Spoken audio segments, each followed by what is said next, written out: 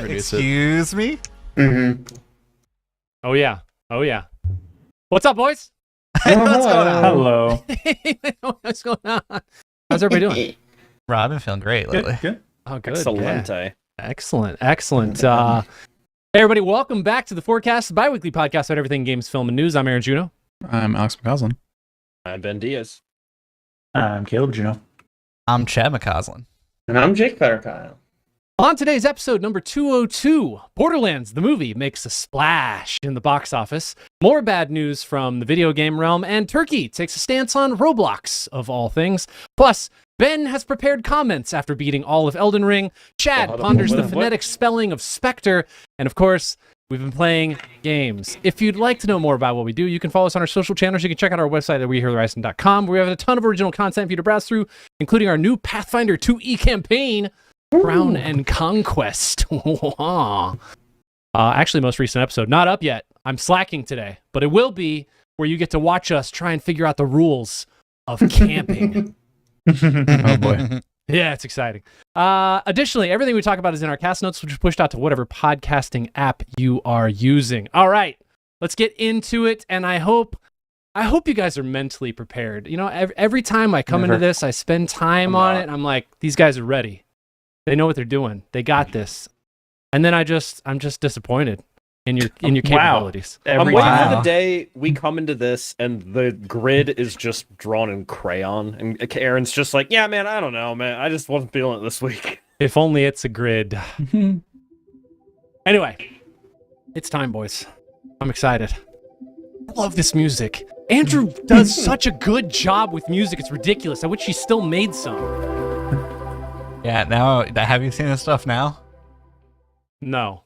It's just psychedelic videos. It's kind of unique and it's kind of cool, but man. Oh, really? You need some drugs to be watching the content he makes. It's all supposed to simulate what you would see if you were on drugs. Yeah. Oh, okay. Hardcore psychedelics. Well, welcome to Video Game Indomitable Gauntlet, the trivia game where the games are real, the score definitely matters, but the game master still can't build puzzles. VGig, as we call it, takes our cast members' video game knowledge and puts it to the test. This is Gauntlet number 2. Let me go over the details of the rules of the game before we get started so everyone's on the same page. Number 1, in the Gauntlet, players will be presented with trivia questions and can buzz in at any point. 2, players get 10 seconds to guess after buzzing in. Final answer not necessary. 3, each correct answer is worth 1 point. Incorrect answers mean you're out for that round. 4, the round ends after a correct guess. All players have guessed incorrectly, or 30 seconds, whichever one comes first. Or if I just decide to end it early, so buckle up.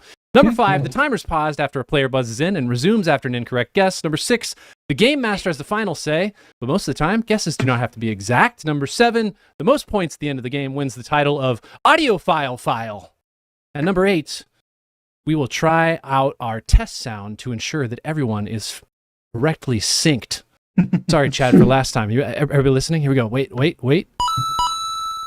Heard it. Everyone good? Now. No Damn it, freaking Chad. way. I'm kidding. Okay. I was going to say, holy crap. Can you, by any chance, resend out the links to the button? Oh, I It's in sent the it forecast. It's in Discord. Yep. Oh, great, Forecast never Discord, mind. yeah. Okay. Let me set up the scores one more time. Here they are again. As a reminder, we do have some... we have no zeros on the board anymore. We have Alex with 2 wins, Caleb with 2 wins, Chad with 4 wins, Jake with 4 wins, and Ben, during our inaugural Video Game Indomitable Gauntlet, got a W. I'm so proud. So proud. I'm honored. All right, this week's title. Again. Sound. Again. Sound. Again. Is everybody prepared? Yeah. All right, Yeah, sure. Alex, don't you dare be looking at this screen and cheat because the monitor is on the left-hand side. I don't want to see I don't you even have it up. peeking over the left-hand side so you I'll can just get a disconnect. tactical advantage. Okay. There you go. I think Yeah, get a blindfold. Yeah. Mm-hmm. You just completely auditory. I agree. You know what? Let's go beyond blindfold. I Let's just get the disconnected on horse Parsec, blinders. but then I changed the monitor to the actual real source so I can still see it. Nice. Get All 2 right. note cards, just like slide them into your headphones. Yeah. Blinders. All right, here is our first question or clue. Jake. Super Smash Brothers. That Wow. is correct. Nice. Good Super job. Smash That's how we do Brothers it. Ultimate. Nicely Ultimate. done. I would have taken any Super Smash Brothers. Sure. but that is definitely Yeah, from I Ultimate. could that not just have a told you smash which move? one. No, it's It- when I think it's when you knock them out of the stage. They go. Correct. That's knocked off. It is the Okay. KO. And by the way, just for Ben's information, I have 0 videos this week because I kept getting called out last time for not having a video of the I'm precise thing. sorry. We're doing Wow. only The videos were images. cool. I'll go back to it. This week I was like, we're gonna just do images. He's using Ben as a scapegoat, but he was just too lazy. I was so lazy this week. That's what Aaron is. If anybody knows anything about Aaron, Freaking lazy. stays lazy. All right. Yeah, you ask him to do anything, he's just like, nah. Nah, I'm Gonna good. lay on a I'm not couch. doing it. I'm not doing it. All right. Second clue. Here we go.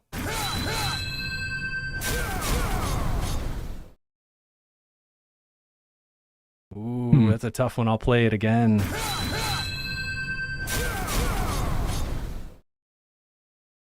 I'm gonna be upset.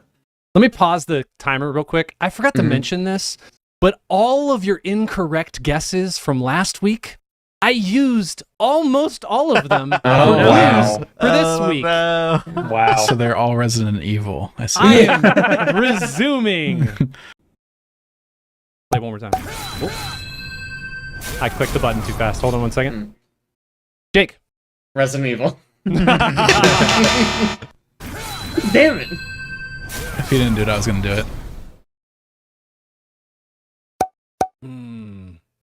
Sekiro. Chad. I don't know. Oh, Sekiro.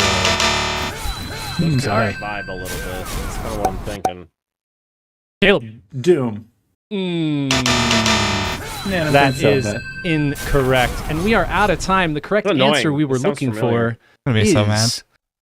Shadow of Mordor. It is the Wow. It is the execution sound when you trip somebody and you stab them, which is by far the coolest execution of the entire game. Yes, it is. That is. I do correct. not feel bad about missing that one. Yeah, I don't either. That's a very tough one. All right. Here we I go. feel like I was on the Third right one. track. You were close. There we go. Clue 3.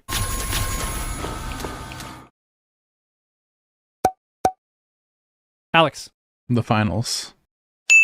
That is Wow. correct. That is Nice. a kill in the finals. Nice. That was That's my the incorrect noise it answer from makes? last week or last Does it send you a podcast. fax about the kill? Like, what the fuck is that noise? It's like a buzzer and like some coin sounds or something. The sound Wild. design in the finals is like one of the coolest games for sound design. Everything in that game Yeah. is wild. Very Okay. neat. It's annoying because I remember the fact that last week I kept jokingly guessing the same game over and over again, and I'm sure did. Aaron's going to use it, and I do not remember what I kept guessing. Oh, darn. I hate that you don't remember. All right, clue number 4. Here we go. Ooh, Alex. Luigi's Mansion. Oh, son of a bitch! That wasn't it, That though. is what it was. That wasn't That's it. what it was. No, Ben knows. I was Okay. waiting. I was waiting for Ben's. Ooh, Ben. Nintendogs. That's a good guess. I have never heard this sound in my life. What's a game about a dog? But like a bad dog. Jake, Not the somehow dog is you and bad, I but he's bad at being a dog. keep hitting the play the clue button and the buzzer at the same time. It's a Balto the game. I need to point out that Jake said dog and his cat looked immediately at him like, hey, buddy. The correct answer we were looking for is Fall Guys. Fall Guys. Oh. It is the woo woo sound that the Fall Haven't Guys played that make. one. I have heard this sound in my life, I guess. See. You have heard it. It is the woo woo sound. It is the woo woo sound. All right, on to clue number 5. Caleb. I don't even know. You did this last week too. Sometimes 2 you just gotta go for it, you know? Cuphead. Ooh. Damn it, That you got is it! Oh Yeah. my Correct. god! I was like, I think I do know it, but I don't. I couldn't. I blanked instantly. Son of a bitch. Holy cow! That At was 1 so second, the buzzer was going off. Good. Oh, I was man. literally mashing the button. I was like, as soon as Caleb fucks it up, it's mine. Nicely done. Okay, Cuphead. Yeah, that is the knockout sound. You don't Alright. say. Yeah. Let me go to the next Knockout. clue. This is clue number 6. Jake. Ah, shit. Luigi's Mansion. Damn it. Ah. Got to the buzzer before me. Ben! No, Ben, no! I went for it. I was going for it. You tried. You tried. That's so funny. All right, on to the next clue. Here we go. No. Skyrim. That is correct. Nicely done. That is the quest complete sound. Is that not All the right. level up sound? That's Actually, all the sound. Yeah. I pulled Yeah. 2 of them. It might be It the could be level for up everything, sound. honestly. Yeah. Pretty sure that's the level up Nicely sound. done. Okay, on to the next clue. You guys are. I'm impressed. We have almost as many points now as we did in I'm totality Just last because time. we guessed all of these last time. We know that Yeah, this true. time. Yeah, if you wouldn't have given us that hint. Oh, true. All right, clue number 8. Caleb. No. Crash Bandicoot.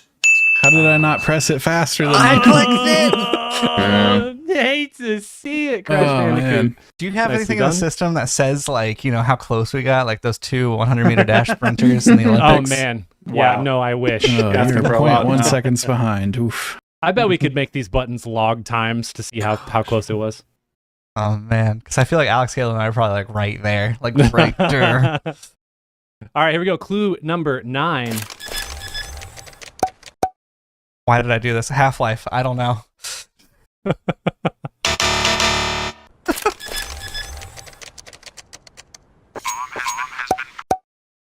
No! I waited! Ben, That Counter-Strike. if you'd have just waited. What good timing. You know what the best Yeah. thing is? You I was pressed gonna it guess before you something even knew it. completely different, and then I heard the bomb part, and I And then went, you "Oh, shit, heard good." man saying bomb was- has been yeah. planted. Oh man, It was Damn. still on the same source engine.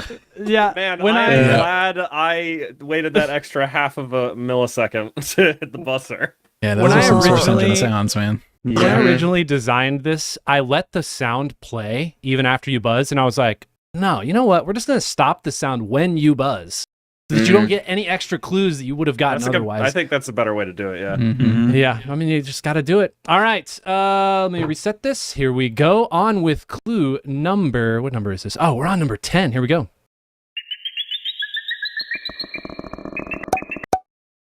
Alex, Metroid Dread. that is correct. Good Oh, guess. Nice. Nice. That wasn't a good was guess. another That is one of the- my incorrects from last time. Yeah, that's a good call. That is the Emmy. I don't remember what that stands for. Anyway, it's the Emmy. Okay, you got it. Yep, I got you. Don't worry. There's a reset button on here. All right, Very next clue.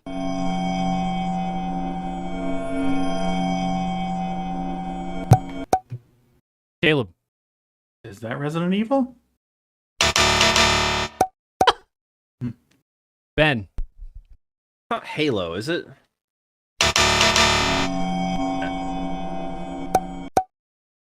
Jake. Is that Skyrim again? It does kind of sound like the nerd. It sounds like the Nernroot. Nerd root. Ooh. That's a good guess. You know, Oh, is it Oblivion? This is the same goddamn noise. I think I'm going to give you yeah, because I think it's I don't the know if same they sound use the effect. same noise, but it's definitely from Oblivion. Okay, that's fair. That's Let fair. me increase your score, I man. was Right, thinking they it was did the have- sound of the they did have crystals those and- those same things in Oblivion. Yes, they're it's in both. Okay. Nice. Funny. Set. All right, here we go. On to clue number 12.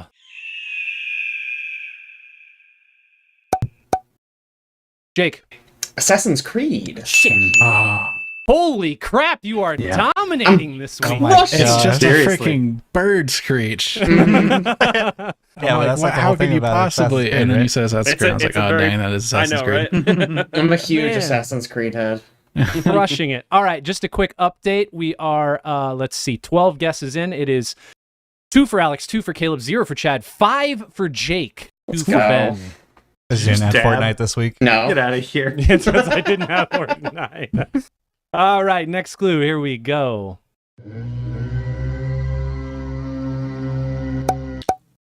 Chad. Jurassic World? I don't know. Ben. Is that Civilization? Caleb. Lord of the Rings. Oh. Oh. Your mom in bed. Got him. Jeez. Alex or Jake? Ooh, Alex. Is it God of War? No. Hmm. Okay. Big Horn.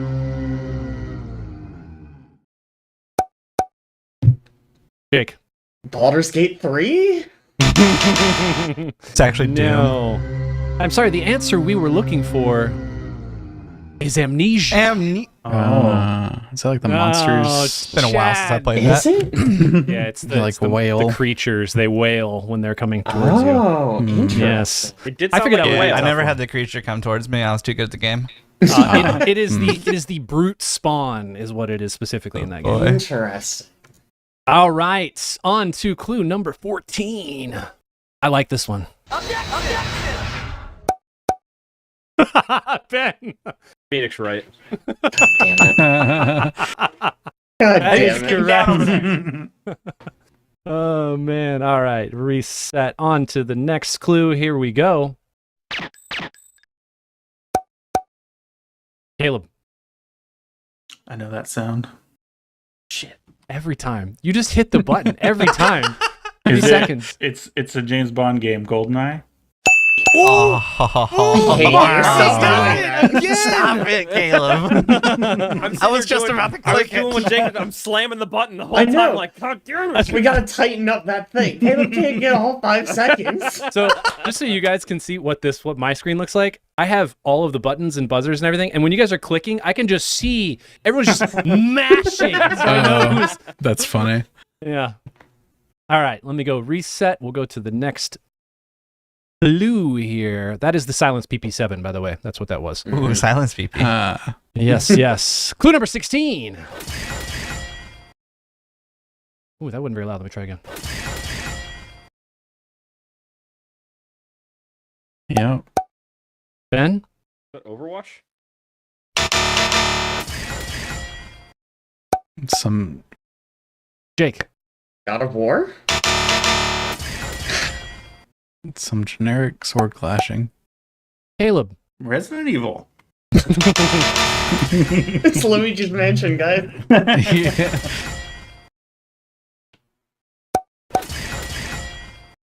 Alex? Dark Souls. Chad, 7 seconds, if you want to guess. Sekiro. I'm sorry. The correct answer is the parry sound from Prince Oh. of Persia, The Lost Crown. My gosh. Did guess that last time. Yes, Oh you yeah, and did. it was wrong. It was so good that I thought it was right, but yeah, it was wrong I know, last right? time. Huh? I think Oh, the reason good, I I like thought it this was right. version of the game better is because when stuff like that happens, I'm like, I've never played that game. There's actually zero chance I could have known that.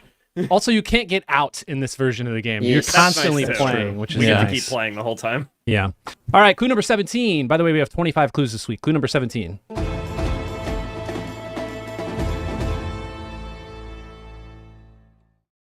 That's elaborate. I'll play again.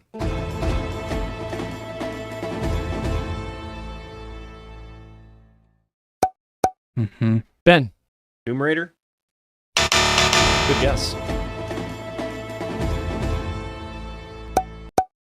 Caleb. The Witcher? Good guess. That's a good guess. Sounds pretty witchery. Yeah. 2, 1. There's like one I'm gonna get annoyed Whoop. about that I forgot. Chad, last guess. Puzzle Pirates. I'm sorry. What The a answer we were guess. looking for, Alex, I'm a little sad about this, but the answer we were looking for is God of War. Far Cry 5. Oh. Far Cry- Why is that sound in Far Cry 5? It is that whole game has that it's like sort of like southern Yeah. guitar-y, like acoustic guitar sound feel. I Sort of know, like when maybe you I'm- finish a quest or something. Correct. It is wrapping up a quest. It Yeah. almost sounds like Celtic to me, though. Yeah. Mm, That's the I can see vibe that I was vibe, yeah. getting. I could see that. Weird. Okay. Good try. Clue number 18. Here we go. What?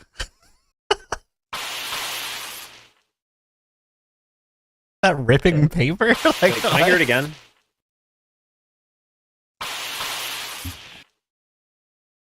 No. Shit, this is gonna bother me. That sounds. Oh, it does sound familiar, doesn't it, Ben? Hmm. Oh no. You Yes, can't just do say it. Kingdoms of Amalur. Yeah, Kingdoms of Amalur. Sorry, it's Not not. every game I've played is that. Oh, Alex. Sonic Adventure 2. There it is. This is gonna be Ben. very generic. Is it a Star Wars game?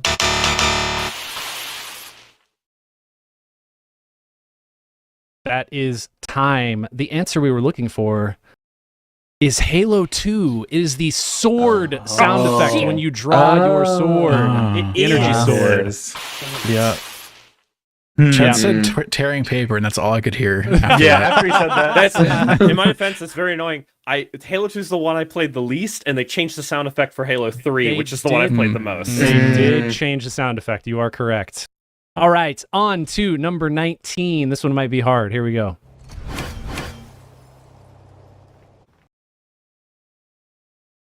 I'll play it again. So nothing. You know what we going with? Caleb. Resident Evil. Where's- It's gonna be right one of these times, guys.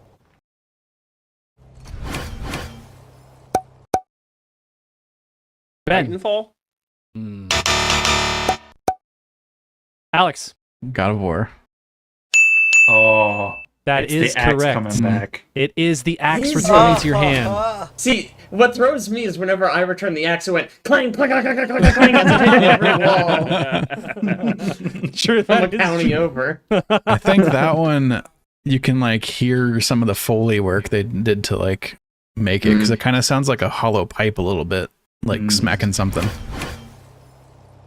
Ooh, yeah, I could. Yeah, like a piece of like a- bamboo hitting a stone. I was thinking, it Yeah, sounds a little yeah. bit like a PVC pipe.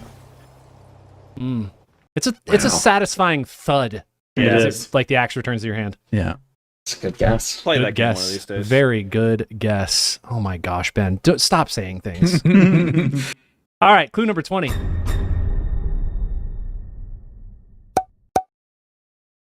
Ben. Resident Evil. It's really familiar. Thank you for doing it for me. You're welcome. Oh man. So many of you have played this game. Yeah, it's very familiar. Uh-huh. It's just a generic horror game nowadays.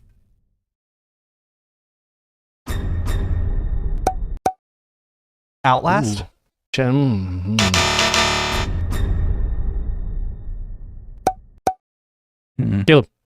Texas Chainsaw Massacre. 1 second. Oh, time up. I will let you guess, Alex. No, I don't even have a real guess. I was gonna say Dragon Ball: The Breakers. Oh, the freaking breakers. No, the answer we were looking for is Friday the 13th. Friday the 13th. Sekiro. Sekiro. What? Oh my goodness! it is the perilous attack from Sekiro. It's Listen so again. One time Chad didn't obvious. guess Sekiro. Right? Oh, now you hear it, don't you? Oh, I It's love so playing the clue obvious. afterwards. I still hear Friday the 13th. Oh, sucks. Quit it. perilous attack. Oh, hate to see Man. it, boys. I'm so sorry. So rude. Oh man, that was sad. All right, next clue. This is clue number 21.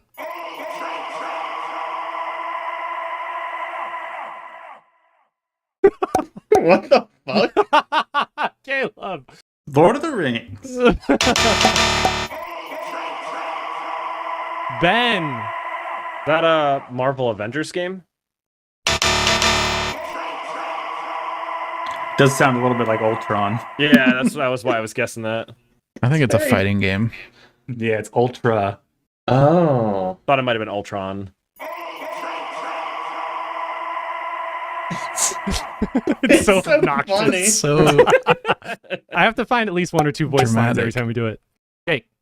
Killer Instinct? ooh. Wow. That was a shot in the dark. I've never played Killer Instinct. I don't know that I've heard of that game. Wow. Yeah, I've never heard of it either. What That's a freaking crazy. champ this week. Imagine where we would be if Ben didn't call Jake to get on this podcast. Holy crap. Yeah, mistakes were made. Mistakes. I'll never call him again, I promise. Yeah, don't. That is, man, I'm wow. blocking your number right now. Don't even worry about it. All right, clue number 22.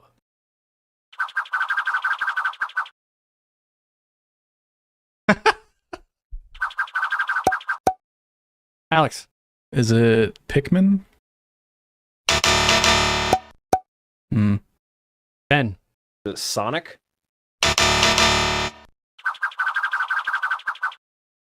Alex, you're going to be upset. Oh no.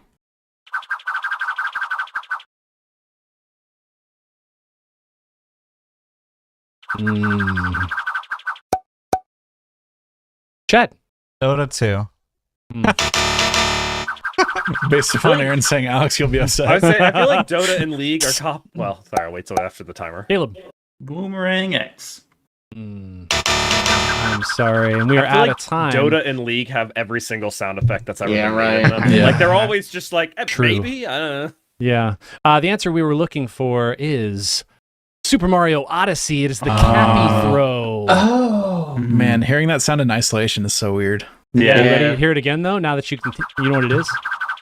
Yeah. Oh, you can yeah. see it. You Okay, can see sure, it now. sure. Heck yeah. Nice. Nice try. Good guesses, though. All right. Only a few clues left. Here we go. This is clue number 23. It's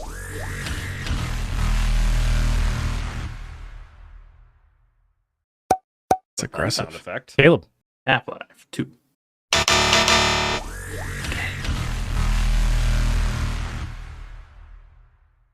Oh, yeah. People have heard this. What Really could not it be? Half-Life, huh? It's really good. I like it. An excellent sound effect. Ben. Horizon Zero Dawn. That's good. Kind of like that. That is a good news. 5 seconds. Jake. System Shock? Good guess. 2 seconds. We are out of time. The answer we were looking for is Mass Effect. It is the sound of the Reaper horn from Mass Effect. I thought that sounded like something else, huh? They probably. I mean, yeah. Okay, that's good. I like that. Good guesses all around, though. Nicely done. I actually really liked Horizon Zero Dawn. That was and System Shock. Both of those were excellent. Wow, okay, no love for I was gonna Half-Life. laugh. I I guess guess it's okay. I That feel was a like bad guess. That was a bad guess. sure I that's was gonna Yeah, laugh it's if you exactly said like System that. Shock, and he was like, We- "It's actually from BioShock." We did Half-Life last time. I couldn't do Half-Life again. That'd be Did we do ridiculous. Half-Life last time? Yeah, I we mean, had Half-Life not- last time. Not even We did Valve do will Resident Evil Half-Life last again. time. Yeah, we also Resident did Evil Resident was one of them last time, too, guys. Oh, That is No, so we you're got just the stop wrong guessing one. Resident Evil every time. I haven't wanted to say anything, but you're right. We did have Gosh. All right. Clue number 24. Here we go. Alex. That one's Dota. Yeah. Uh, I thought Only for sure if you were going to do Dota, you'd do Meat Merp. Ooh. Meat Merp. I could have done Meat Merp. You could have found so many more obscure sounds. I know, but I felt like last time you guys were just sucked at this game so bad that I really needed to. Wow. I mean, that is Wow. fair. That is true, though. Everyone except for Ben. I take offense, but it is true. All right. Our last sound.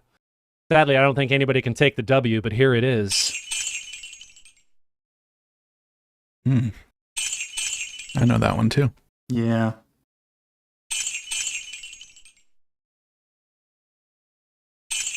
Not well enough, though, I guess. Damn, I know this one. Yes. Everyone on this podcast has played one of these games. Alex. Elden Ring.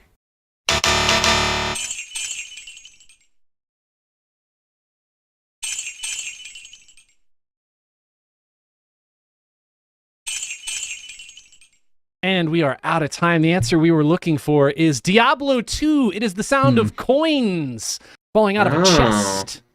Hmm. Nerds. Interesting. Nerds. I should've Nice got try. that. Well, congratulations to our audiophile file, Jake. Let's go. 6 points. Well Good done. to be. I don't understand. losing. Killer Instinct? That was That was Yeah. crazy. I wild. genuinely Yes. can't believe I got that. Man, well done. Well done. Whew. Well, Thank you, boys, thank good you. job. Good job. Maybe not sound next time. Maybe I'll swap it up. I gotta think. What will we do next Image. time? Very obscure image. From her again. Yeah, like I, we'll do like slowly going from pixelated to not Oh yeah, pixelated. slowly Oh, zoom yeah. out and then Sure. buzz in when God, we can know you what it is. imagine the effort required Have to you- build That that? sounds like a lot. I was just gonna say a screenshot. Have you played Framed? It's an Amazon game. It's one image. It's a movie, but it's one image, and it's split into 6 pieces, right?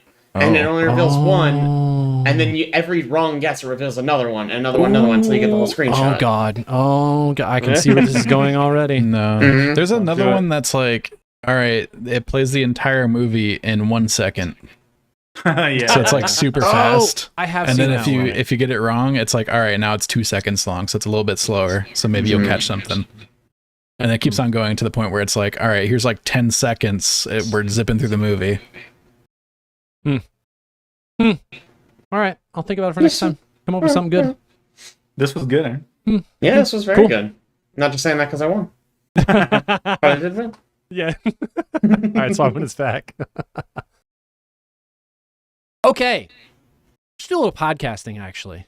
I know we play games a lot, but we also need to talk about things in podcast world because that's important. And that means we got to start off with good old Chad's Community Conversation Primer, also known as CCCP. And no, Chad, I have in fact not checked our email recently. So I didn't look to see if we had I any should get access suggestions. to that since I'm doing this. But Yes, you know. you should.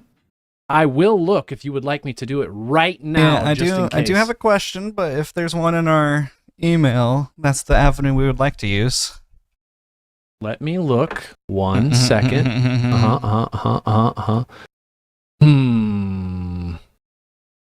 It is going to be. Looks like a.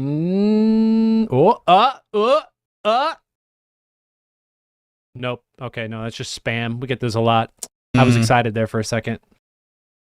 All I right. don't see any Well- recently. That's fine because in a different avenue that comes to me on only me directly, none of you.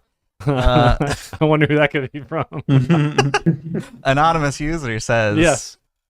What show have you ever pity watched? Did he watch? Hero. Do you need a definition for pity watch? Kinda, yeah. Green Arrow. You've watched so much of it that you have to finish it, but you don't like it. Ooh, I have to Describe finish half it. the anime I watch. Half the anime Like you literally watch. half of them. That's so sad. Finish it? I'm gonna just go check my Crunchyroll real quick. Like, can we say like Game of Thrones? Yeah, the Game good of Thrones answer. is a good one. That is a good answer. Wow. That is Yeah. an Last- excellent answer. Last season was brutal. Yeah, couldn't even see it. Yeah. They were like, "Let's get into the studio. Let's turn off all the lights and let's just like have a bunch of sound happening." And then that was the last season.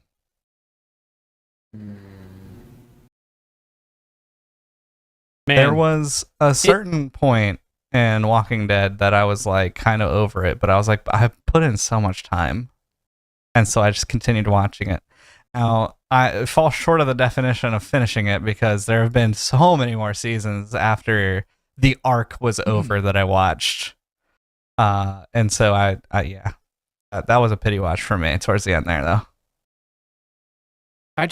Man, ever since Alex, you said Game of Thrones, I keep going back to how bad Jamie's character Yeah. arc was in the very last season. Mm-hmm. Mm-hmm. And it had been so promising for 7 seasons. Yeah. Game of I mean, I Thrones feel is a like there really was good one for this. multiple character arcs that were Yeah. like so promising. Almost that just, all of them. Daenerys. Yeah. Like, why did Uh, they bring Jon- back Jon Snow? Like, Yeah. why was he there? Yeah. Hmm. The only other one I can Bran. think of. Yeah, God, fucking Game of Freaking- Thrones. Steins Gate Zero was really, really bad. I love Steins Gate vanilla Steins Gate. Steins Gate Zero was like a spin-offy, prequel-y kind of thing. Not even prequel, but Wait, you it was finished just it? bad. I need to did, find yeah. that because I was like, holy crap, I thought Steins Gate was awesome. Yeah, Steins Gate regular is really good. Steins Gate Zero is terrible. It's one where like it's set up around like kind of like a mystery. So I spent a lot of time going like, okay, like in one more episode it's gonna get really good. I just gotta like keep going. And like one episode from the end I'm like, oh my god, it's just bad. It's just bad though. I'm pretty sure your review made me and Caleb not watch it at all. That's correct. It's so bad. It's Yeah. so bad. On the same front, I watched the spin-off for Madoka Magica, and it is not good, Oh, unfortunately. really? Yeah. Is that the one that's based on a phone game? Yeah. Okay, yeah, that sucks. Mm-hmm. But it's another one. The base Madoka Magica, excellent. Love Madoka Awesome. Magica. Yeah. Shame. I keep thinking I'm kind of mixing up in my head two different types of things. One where the show just ends so poorly, but I enjoyed it until the ending. I don't feel like that qualifies. The alternate, like this is, you have to get somewhere and you're multiple episodes from the end and you're still like, I gotta finish it. I don't even, Yeah. I don't like it, but I Oh, do man. need to I finish think it. I'm honestly I'm looking through and I'm realizing I know I said half my anime, but most of the anime that I have watched and thought I didn't like, I just stopped watching. So Yeah. but, like Smart man. the only one I can think of would be probably if any of you have ever seen Twin Star Exorcists. No. That Oh, was- I watched one episode and thought it wasn't Yeah. very good, so I stopped watching. it was one of those. The first couple episodes are bad, and then it gets decent for like a season, and then it just kind of goes down and down and down. Well, it also I found out later because I did follow up on it. Apparently, it's one of those anime where the people making the anime had to go ahead of the people writing the manga, so the anime changes the plot from the manga after a certain point. And I went back and I read the manga later. Manga's actually pretty good. Anime, not good. But I did finish it. My real answer is actually Riverdale. Oh, that's a Ooh, good Riverdale. one. Ooh, that's weird too Um, because it had like a huge break between like the season that came out way later, right? Like the Yeah. like sort of final I season. think they had like a COVID break and then the final season happened. But this show, so it's not like a very great show to begin with. It's kind of like junk food, but it's enjoyable. It's pretty cringe a lot of times, but I liked it for what it was. For like the first like 4 seasons, and then it kind of started to go downhill a little bit, but it was still fine. But then the last season, they did this thing where they sent all the characters back in time. At some point, they did a time skip where everybody was like grown up and they were like working as teachers and stuff in the high school that they were at for the rest of the show. And then the last season, they do a reverse where they go back in time and all the characters are back in high school again, but also they're like 30 years old. So that's a little weird. But they get through this entire season. The crux of the season is they don't have any of their memories, so they don't remember that they've been sent back in time, except for one character does. And so the entire season, he's trying to get everybody to remember who they actually are and the bad guy that they have to defeat. And they actually get to the end of the season and decide, you know what? We actually like our lives here. We're going to keep our new memories. And they end the show being essentially completely separate characters from who they were for the entire rest of the show. Brand new characters that were invented in the last season with brand new memories and new Why? relationship statuses between them. What? And- Sorry, I missed the beginning. What show is this one? Riverdale. Ah. The last season was like, I'm like trying to get closure on all these characters and like keep on doing the in the past nobody has a memory thing. I'm like, come on guys, come on, get back to the present, get your memories back. We know it's going to happen eventually. They just don't do it. They just don't do it. They stay in the past in the 50s. I'm like, you guys are stupid. I would like to change my answer for anime to Darling in the Franxx. Uh, Oh man. That's a really good pick. yeah. That It's I would so like to change good. my answer to It that was too. so good. It's And really just good for the end. first The like last like 3 episodes are like yeah, it's like the Ugh. first 2/3 is like the end. If they ended after 2/3 of the way through, it'd be like top tier, and then that last third is hot garbage. Man. It's so bad. Trigger was like, wait, we didn't go to space yet. Oh my god! The aliens aren't the bad No, guys no, yet. guys, We you don't have gotta to. we gotta put that in here. Who didn't write that in? Yeah, what a good pick. Jeez. No, the girl becomes the ship. Don't worry. So dumb. Yeah, I have a. So Arrow's a give me just because of how long I watched Arrow, and at some point it just became absolute ridiculousness. Right around the time that we always quote, if you're a frequent viewer of our podcast, it's the "death is an illusion" in some parts of the world. That's where it just went. Whoop, went out the window. What was the other one? The one Riverdale. That's definitely a good one. Walking Dead. The one that I definitely pity watched was Manifest. I really enjoyed the concept in the beginning. I think they had a great story. There was some good meat there. And then at a certain point, I think COVID and writer strike hit them, and it just went downhill. But I was like, but I've already watched this much. Like, I gotta finish. Like, I know that this is the last season, and I gotta finish it. Mm-hmm. Heroes. Did you I hope that's finish what you watching said Heroes? earlier. No, I thought Game of Thrones. The very first thing I said was Arrow, but then I was like, well, that can't count because I've Oh. never actually finished it. I did pity watch multiple episodes of that show, but didn't count because I didn't wrap it up. But Yeah, man, Heroes. Heroes season 3. what a letdown. The writer strike comment reminded me, oh Mhm. yeah, that's what ruined that Yeah. show. Man. Good question brought by anonymous user. Yeah. Thank Love you, that. anonymous user, if you can hear me. Yeah, thank you so much. All right. That's been CCCP. Let's move on to a couple things in news realm. And Alex, we always like to start the podcast off really high and then to have us just plummet way far down. Oh, are these Ben's notes actually? Ben's color. Yeah, But they're they're mine. about your stuff. Whoa, Ben, you're stepping on Alex other can people's take them if he categories. wants. I just happened to get there Uh-huh. first. But Alex, Yeah, if you you want to got talk about them, you can. I'll certainly have things to say about it, but it's your topic. Here you go. All right, I'll start it off. I mean, so first off, Bungie announced a bunch of layoffs. They're laying off 220 roles, which is roughly 17% of the studio's workforce. Wonder why. They've basically said that they're dropping support for pretty much everything that is not Destiny or Marathon. Whoa, really? I know it's shocking. Weird. They haven't given a whole lot of details, but they basically went, yeah, we were trying to do too many things at the same time, and it wasn't good, so we had to cut down. Hmm. Although they say they are still working with PlayStation to spin out an incubation project that's a sci-fi action game, but they haven't given any additional details. I really think they Yeah. could have taken those 17% and put them on bringing vaulted content back to Destiny 2. That would have been a good first start. There's already a team that can do that. It's fine. Yeah. They can do it. Mm-hmm. So I that- want it right now, Chad. I think the 17% was the 220 people, right? Is that correct? Yes, 17%, 220 people. Okay, so they had that, and then on top of that, 155 people were moved from Bungie proper to Sony, Oh, I missed that and part. that is, I think, the team that's going to be working on their incubation project or whatever. But basically, I think the way it's worded, they're not like being overseen by Bungie anymore, even though they're technically part Yeah. of Bungie still. See, that's 12% of their staff were integrated into Sony. So it's weird because Sony's kind of been letting them do their thing, but now Sony is starting to step in and take some of their people and be like, all right, work on this thing now. So that's something. My understanding was it was like as long as Bungie was hitting certain targets, Yep. Bungie could be autonomous. Right. But once they started slipping, Sony got to basically take control of them. And Final Shape didn't actually hit the target.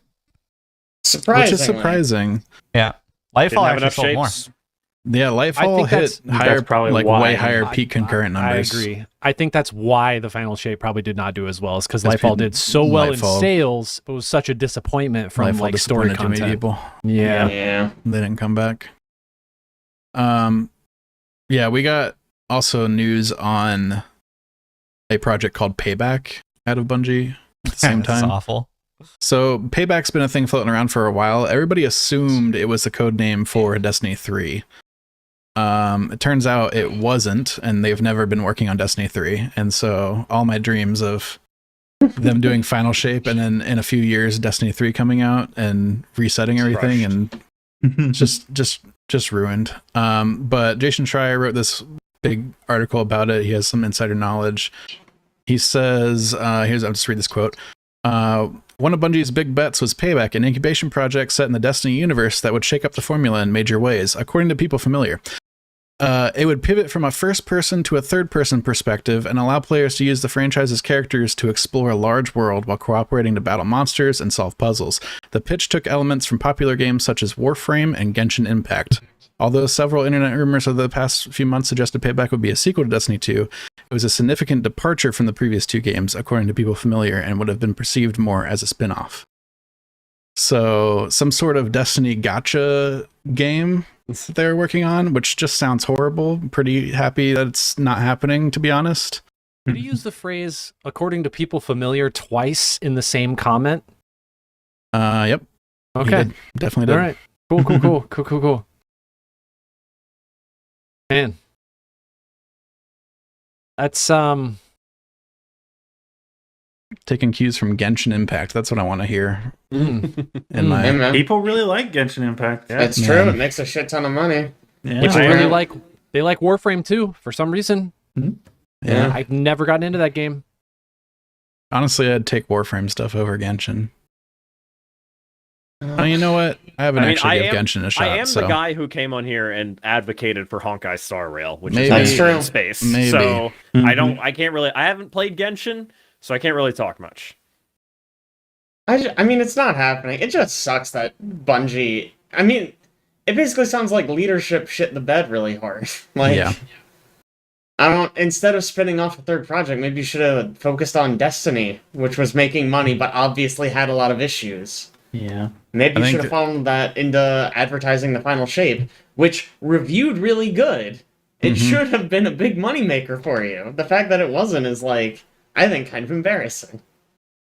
I think the CEO, when he made the statement about the layoffs and stuff like that, even said like it was a failing of management, that they basically have severely mismanaged Bungie for a while. Okay, so that he was like stepping down when he said that, and he like No, gave him his no, it position? was No. Good one. he, Good one. he sent that, and then he went to the car dealership after, Mm-hmm. bought some Mhm. more classic cars. Heck yeah. As Yeah, we've but- discovered, he's spent like $500,000 in the last 6 months on classic cars or something, Love Is that that. it? I thought it was more. maybe more. Love that energy. He has a it public up. profile on like a car bidding website that just has all of his stuff in it. He has a quote about the layoffs. He does. Yeah. Yeah. Yeah. We have to enhance the efficiency of the business. Guys. Oh, The purpose Fuck is cost, off. the structure, and portfolio optimization. business speak, please. Yeah. So like less bonuses for C-level staff, and he's taking a pay cut. Yeah, Good one. totally. Good one. Mhm.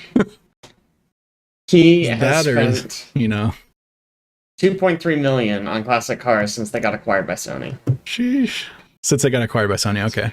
Yes, so it's not he laid a bunch of people off and then spent this money, but he did Mhm. get acquired, spend all this money, and then lay people off. Mm-hmm. Which Yeah. that's still pretty grim. Yep. Ugh. Man. I just Final Shapes felt like the game was in such a good place. It felt like it was really Mhm. in a spot to flourish. And now suddenly, very shortly after that, we're talking about how Destiny might just be dead. I think they've also said they're not going to do yearly paid expansions anymore. Mhm. They're going to do like scaled back, smaller stuff that will not be paid, presumably. Yeah, Or I maybe kind of it'll thought be like a seasonal battle pass or something. I don't know.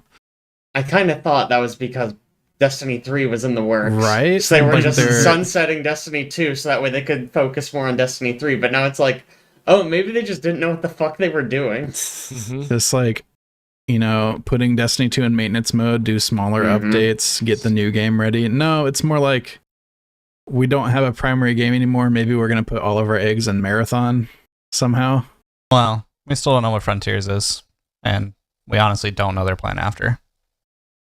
But sure, I mean, that's what I'm sure them gutting it and going down to Marathon and Destiny, there's no way that they don't continue to do Destiny 2 stuff.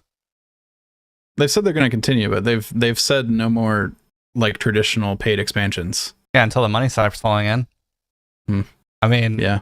Good point. currently they say that, but guess what? Tomorrow they can announce, oh, just kidding, expansions. true. They have gone back on what they've said a lot in the past. I also want to highlight a couple of closures. We're going to swap the order of these because the first one is also a studio.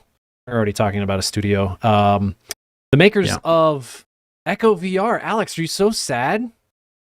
I think it was like one of the better VR projects. First of all, I should say Ready at Dawn is the studio. Meta is closing them down or has already closed them down. But yeah, they did Echo VR, they did Lone Echo 2. Man, Lone Echo is one of the best VR games. Right? It's one of the best VR games. And before that, they did like traditional games. They did the Order 1886 on PlayStation 4, which people, now that the studio is closing, is saying it was like a hidden gem and people didn't give it enough credit, etc. They kind of started off as like a side story dev. They did Daxter and God of War Chains of Olympus on the PlayStation Portable. Interesting. Daxter was pretty good, actually. I liked Daxter. Yeah, and they did God of War Ghost of Sparta on Portable as well. What a weird portfolio. Mm-hmm. Strange. So they've been going for a while, though. I think they were probably one of the better devs that Meta had. So Do you feel like development just that's weird. in general in the VR space is kind of like It's slowed a lot. non-existent anymore? It's definitely slowed a lot. I can't even tell you the last title that I heard of coming out that was a VR title, specific VR title. Yeah. There's some interesting stuff that pops up here and there at like shows and stuff, but it's always a Meta exclusive and I don't have a Quest. Yeah. So like I don't really pay attention to it after that point. Yeah. I also feel like the target audience is so small. Like if you look at the overarching audience for video games in general, I get VR frustrated is like every a time. Tiny amount. Because the Meta Quest exclusives pop up and I'm like, well, I don't have that headset, so guess I'm not playing that. And then every once in a while there's like a PlayStation VR exclusive also. And I'm like, I don't have that either. So, and then PlayStation just seems like they've stopped supporting PSVR 2 like super early. Oh, really? There's kind of nothing else coming out for it. And then they just released an app on PC that you can hook the headset to PC now, which kind of seems like they've given up on it being an exclusive like system seller for them. Yeah, the market's so small to make your thing exclusive seems weird, but I guess you want to sell your hardware also, so you almost got to. That's strange. Last but not least, in closures, after 33 years, Game Informer shutting down, obviously due to our success, so our apologies, Game Informer. Sorry, Game Informer. Yeah. But This yeah, is that's what a crazy run. Yeah, that's a sad one for me, just because I like when I was like younger and I was just getting into video games, I kind of got in off of a subscription to Game Informer, and I used to read through every magazine that came out. And obviously, I haven't. Well, I guess it's not obvious, but I haven't in a really long time. But I still remember how excited I'd get when like a new magazine would come out. I'd get it at home, read it all.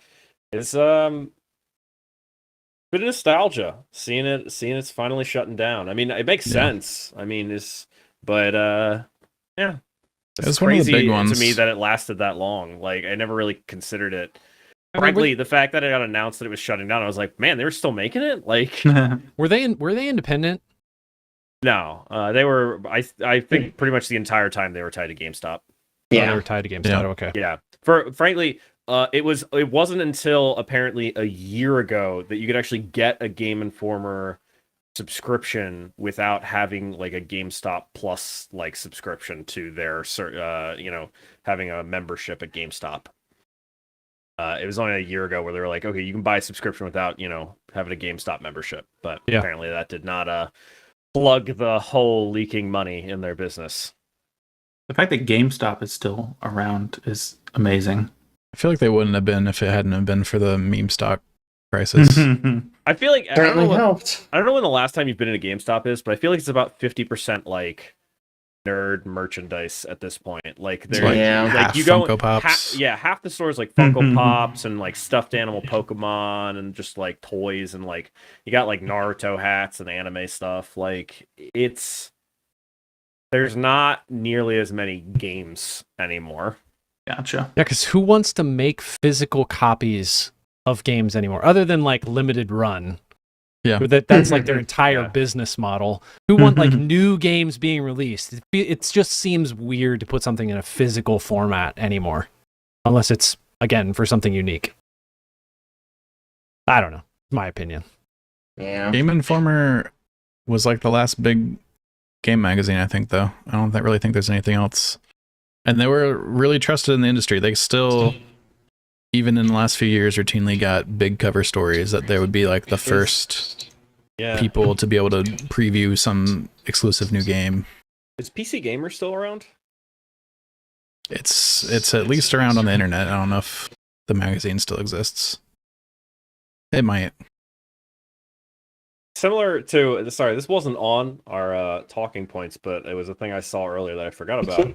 I know, You can't do I know. that. You I'm can't talk ad-libbing. about it. You can't just take over. Watch me, I'm fighting. I was gonna say, similar to what Aaron just said about like who makes physical games anymore. Have you guys seen the articles or stories about the Deadpool game and its sales following yes. Deadpool and Wolverine coming out? Mhm. The old Deadpool game that like got shut down and delisted. Apparently, mint condition copies of it people are so excited for this new Deadpool movie that mint condition copies of it are selling for like $140, $150 a pop right now. Holy crap! Like That's unopened ridiculous. copies of this delisted Deadpool game. It's very funny. It's like a PS3 game, if memory Yeah. serves. Wow. Okay. Before we get off the closures and move Yes. into a different topic, one last thought that I had about the Bungie thing is I almost think that they can't really say anything about whatever project they're about to work on and or expansions because that kind of locks them in. And currently they're doing a bunch of business shifting anyways, and so why wouldn't they just want to keep the door open to make Destiny 3 or maybe there's a new saga that they want to do in Destiny 2. But I really can't see them not.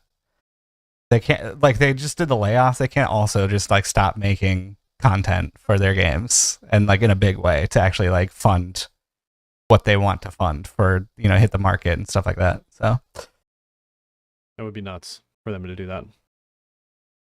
One note in kind of a crossover scenario, Nier Automata has shown up at the Olympics with the Japanese swimming team. Yeah. Yeah, there wasn't too much to say about this. I just thought it was neat that the Japanese synchronized swimming team set their routine to a Nier Automata song. Nice. That that's was what awesome. we're talking about. Now, Yeah. can you confirm if you were watching synchronized swimming when you heard this song or you read an article after the fact? Definitely read an article after the fact. Yeah, you're not into synchronized swimming? Caleb, Not really. Can't say I am. You should be. It's That's- very impressive. it's incredibly It is huh? impressive. I'm not saying it's not. I watched some synchronized swimming. I watched a little bit of, a lot of the Bruh. Olympics. I saw an Olympics thread of like best pictures from the Olympics, and it's like it was on Twitter, so of course it's brain rot. And it's just all these pictures of the skimpiest, skinniest, tiniest little outfits that all of them are wearing at the Olympics. Yeah. Air Yeah, resistance, water resistance, man. Top tier's the pole vaulter. That's just that was Mhm. Oh man, Gosh. yeah. Yeah, for sure. At least Last- he showed that he had some manhood going in there. You know, Last but not least, be such a man to news. spoil yourself. let Aaron change the subject. Damn it, Chad. We're transitioning. last but not least, We're talking Turkey penis. has decided to block Roblox over What? abuse concerns. Yes. Alex, maybe you can speak more to this. That's interesting. I just wanted to mention it because I had like a deep dive on all of the abusive tactics that they pull on children. Yeah, it was a while crazy. back. Mm-hmm. And yeah, so people are starting to pay attention. I guess the Turkish government has At least been the like, Turkish government is. this isn't good for children. We're gonna ban it.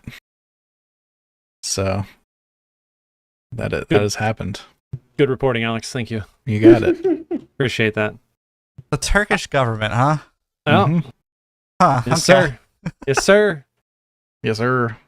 Okay, I want to move on to one quick thing in tabletop. I was just reading this article the other day. I thought it was pretty interesting. There's a game called City of Six Moons. I'm really intrigued, and I kind of want to pick it up primarily because this game has been in development since pre-COVID, so it's like 2018 is when they started working on it, and the designer shelved it because they felt like it needed something else, like another layer on top of it. So fast forward to late 2023, and they injected this concept that in order to play the game, you have to decipher the rule book. Like literally from scratch. It's like essentially an made-up alien language. You have to decipher from scratch to be able to play the game. From Squat. And from From scratch scratch. to be able to play the game. It's taking complex gameplay to it. Like, widowy, you have to. Widowy. Yeah. Widowy from the- scratch. The interesting thing that I'm just like intrigued by this is that their intent is to not confirm the like proper usage of the language, and there are multiple ways that it can be interpreted in order to beat the game so far. Hmm. So she's like watched a whole bunch of people play test the game and or play it after it actually was released, and there's multiple approaches to how to complete it. And so they're like, well, we're not gonna provide any information about whether or not your interpretation, your translation of the rule book is accurate enough to be playing this game the way it is intended to be played. Which I find weird, intriguing, interesting. I don't know. It kind of, to me, it kind of pulls me back to a little bit of like the Tunic realm of like having to decipher that storybook, that rule book in order to figure out how to do specific things in the game. And I think that's really neat. I just don't know how that would translate to a tabletop game, but I think that could I think it could be interesting. The initial people that sort of got it translated enough to beat the game, it took them about 20 hours of figuring out the language in order to get there. So I guess if you want to make an investment. A long Anyway. time of just figuring out the language. Yeah, it's its own game at that point, I guess. I don't know. Game within a game? Tabletop ARG? I don't know. It's interesting. City of Six Moons is what it's called. Maybe I'll pick it up and try to figure it out. But I don't know. Translating languages seems very complex, so maybe not. Also, film-related things. Okay, here we go. Skibbity Toilet. Man. Knew this was Okay. going to come up sooner or later. All right, This- I'm off the bye, guys. First of all, so this story isn't just that they're doing a Skibbity Toilet movie, but I had no idea, and I think that is ridiculous. But they're doing a Skibbity Toilet movie directed by Michael Bay. So Wait, okay, pause. So you said you had no idea and you think that's ridiculous. You think it's ridiculous that you had no idea? I think it's ridiculous that the movie's happening. But the story that I want to talk about is actually Bay, huh? that Gary's mod, where Skibbity Toilet was originally made, essentially, got DMCA claims for the assets related to Skibbity Toilet because the movie is a thing now and they're claiming to own the copyright to the models and whatnot. So there's the guy on YouTube that used Gary's mod to animate these dumb little shorts, got a movie deal. Movie company comes in, says, all right, cool, we're going to take the G-Man head in a toilet and say that that's our copyright. Takes it, DMCA claims Gary's mod. You should take down these models. What are you doing? Those are our models. How do you think you legally argue that in court? I don't know. I feel like you don't have a leg to stand on because Right? it's a Absolutely Half-Life not. They're 2 not model. even. They're not even Gary. Like they're not even they're Valve models. Like Mhm, right, They're that's why Half-Life they're models. in Gary's mod because they're from Half-Life, which Valve I don't owns. understand. So Jesus Christ. yeah, that story broke, and I was like, that is crazy. And then I was like, wait a second, they're doing a Skibbity Toilet movie? What the? Since that story broke, it has now been said that the claims have been cleared up. I don't know how that worked, but Yeah, Michael Bay is just going to it's not have a- red error text where every toilet's supposed to be. not a problem anymore. Everything's fine.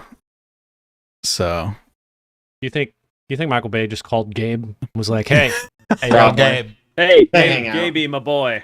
yeah, Hey, I want to Joanne. know how the pitch went.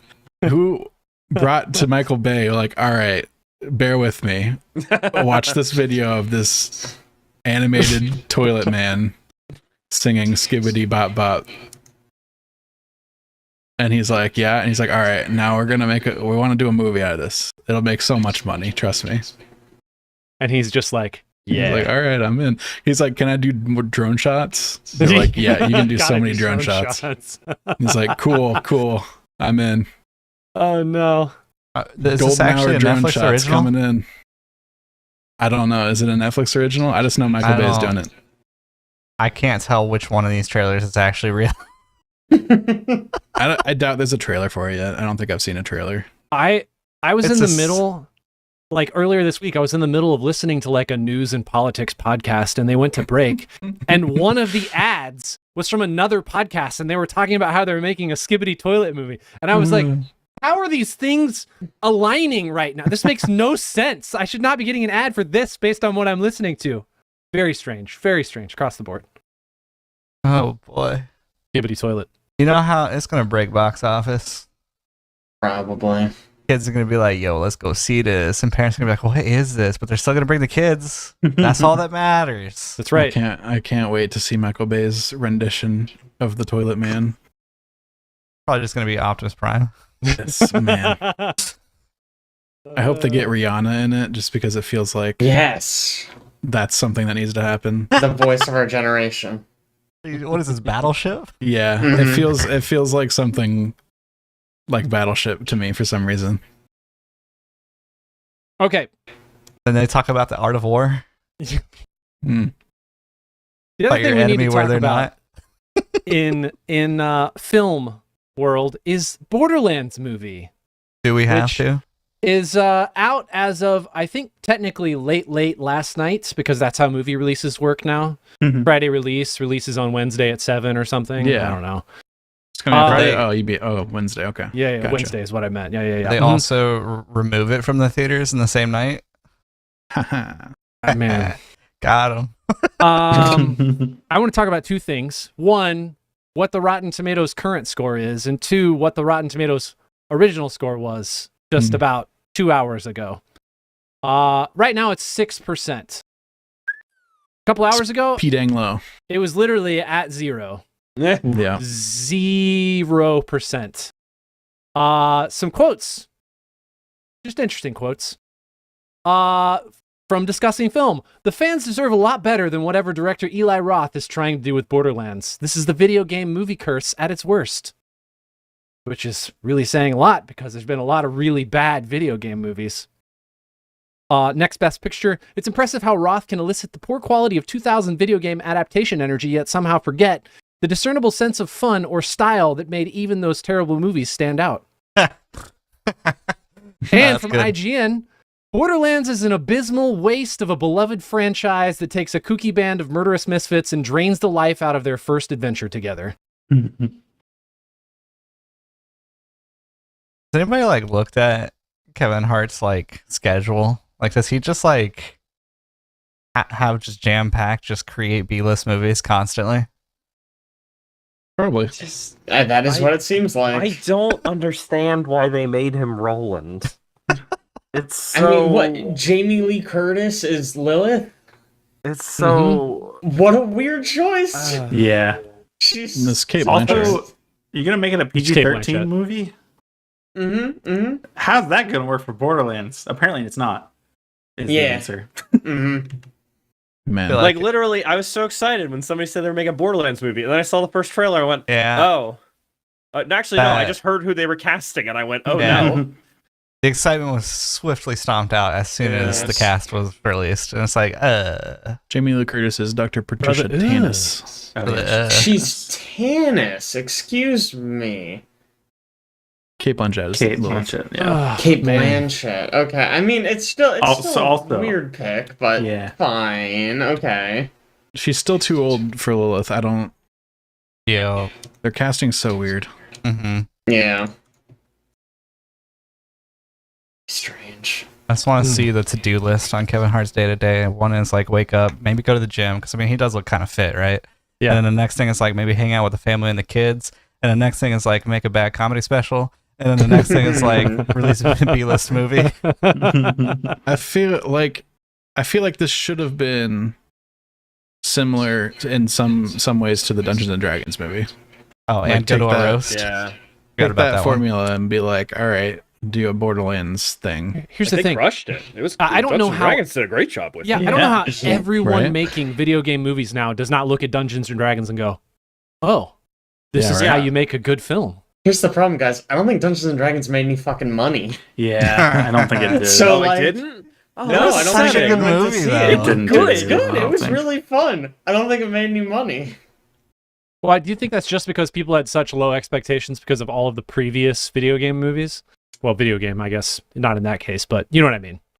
It's I- close enough. It's I mean, I'll be the adjacent. first to admit I had horrible expectations of it until I saw Yeah. some trailers, and I was like cautiously optimistic Mhm. enough to go watch it. Although I did, to be fair, I did wait until it released on a platform I could just stream at home to watch it. I didn't see it in theaters, so I'm certainly part of the problem. I feel like I would also say, looking into marketing from that, you have Marvel, which is nerdy but also cool, like quote unquote cool, and then you have Dungeons and Dragons, which is like, oh, those are like the Cheetos under the fingernail guys. Like that's, I mean, it's now becoming mainstream and cool, but like, man, is it like to a regular average board game or gamer? Dungeons and Dragons is that nerdy thing, so that you're not going to go see a movie like that. Man, Chad, you can't tell me board game movies aren't popular when Jumanji exists. Come on. Okay, but Jumanji was already popular from the past movies. so Jumanji's Honor Among weird though, right? Thieves- 'Cause Jumanji was not actually a board game Right. before it I was a know. movie. Right. Well, yeah, it's a fake Don't get board me game on in that movie. technicalities, Aaron. There's a So- board game in it. The D&D movie came out March 31st, 2023.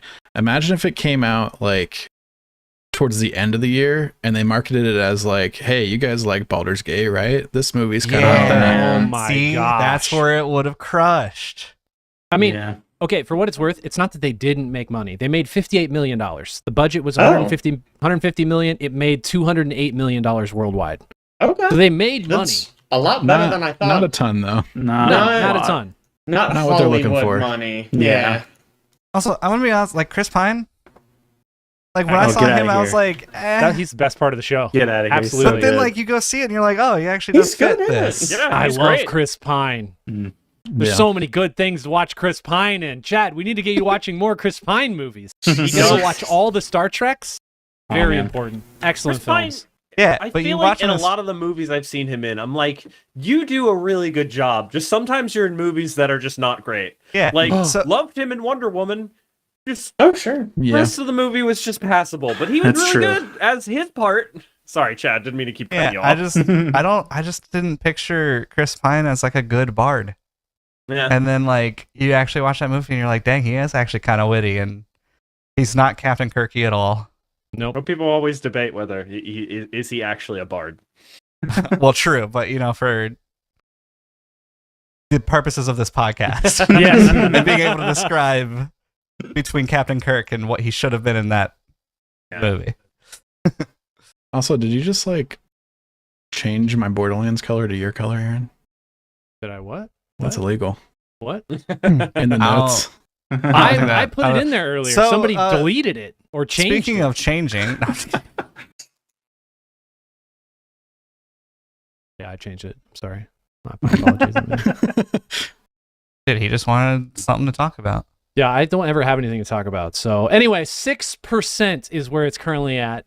So I think, guys, we have to go watch it and rate it. I think this has got to be what our I don't wanna podcast give does them as a money. group. They might want to make another one. Just sneak in. It's easy true. to sneak into Just theaters. sneak in.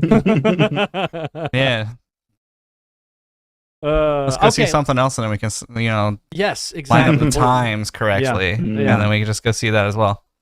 I'm pretty sure this day and age, I could just walk into the theater. Nobody would Honestly, care. they just Does seem probably like it. wouldn't Nobody care. at the- cares. You see people, they're like, no, they're not checking. Alex went and got a drink one time, and then he just like walked by, and he's like, "Did you pay for this?" I'm like, "Oh yeah, I totally paid for that." And he's like, "Okay, cool," because nobody checked me. Wild. They don't mean- care. Did I tell you guys about the story? I got carded to go see Joker. Oh, really? They asked to see my ID, and I was you look like, like a young boy. "Yeah, are you being serious right now? That's Do you crazy. think I'm 16 years old? Like, what do you mean?" That's a compliment, Jake. I suppose. I mean, is it though? I This think might it be, is. might be too far to be a compliment. Yeah, it's too far to be a compliment. Was it like Yeah, I opening guess- night? It was. I don't know if it was. It might have been like opening weekend, but still, it was Yeah. just. It was very. I guess, know people were some- scared of Joker. Mm. It's gonna turn our kids into shooters more Gosh. so than they already are. I guess getting carded for alcohol may be a compliment. Getting That one's carded a for a compliment rated at R this point. movie. Yeah, right. It was literally. I came from a dinner where I did not get carded for alcohol. Yeah. Walked over, got carded Great. for an R-rated movie. I was like, "You got to be fucking kidding me!" Incredible. Yeah, Incredible. they just saw the acne on your face, so you know. Mhm. Yeah, that's what it was. Okay, a couple things in video game realm. Chad, I don't know how to say this word, so it's Yeah. either Oh my gosh. Spectre or Spectre, but Spectre It's, Divide. It's Spestre. Spectre. Spectre. Spectre. Spectre. Beast tree. Yeah, so Divide? Spectre Ooh. Divide. It's a new Divide. tactical shooter that is in the works. Shroud has a heavy hand in development, it seems like. It is basically just a Valorant and or CSGO clone. Seems like the recoil is not the same as those, though. There was somebody on a stream with Shroud at one point, and they asked the question if you should move while shooting or stop, and Shroud was like, "Oh no, just keep moving." So that makes Yeah, I've me very actually- excited.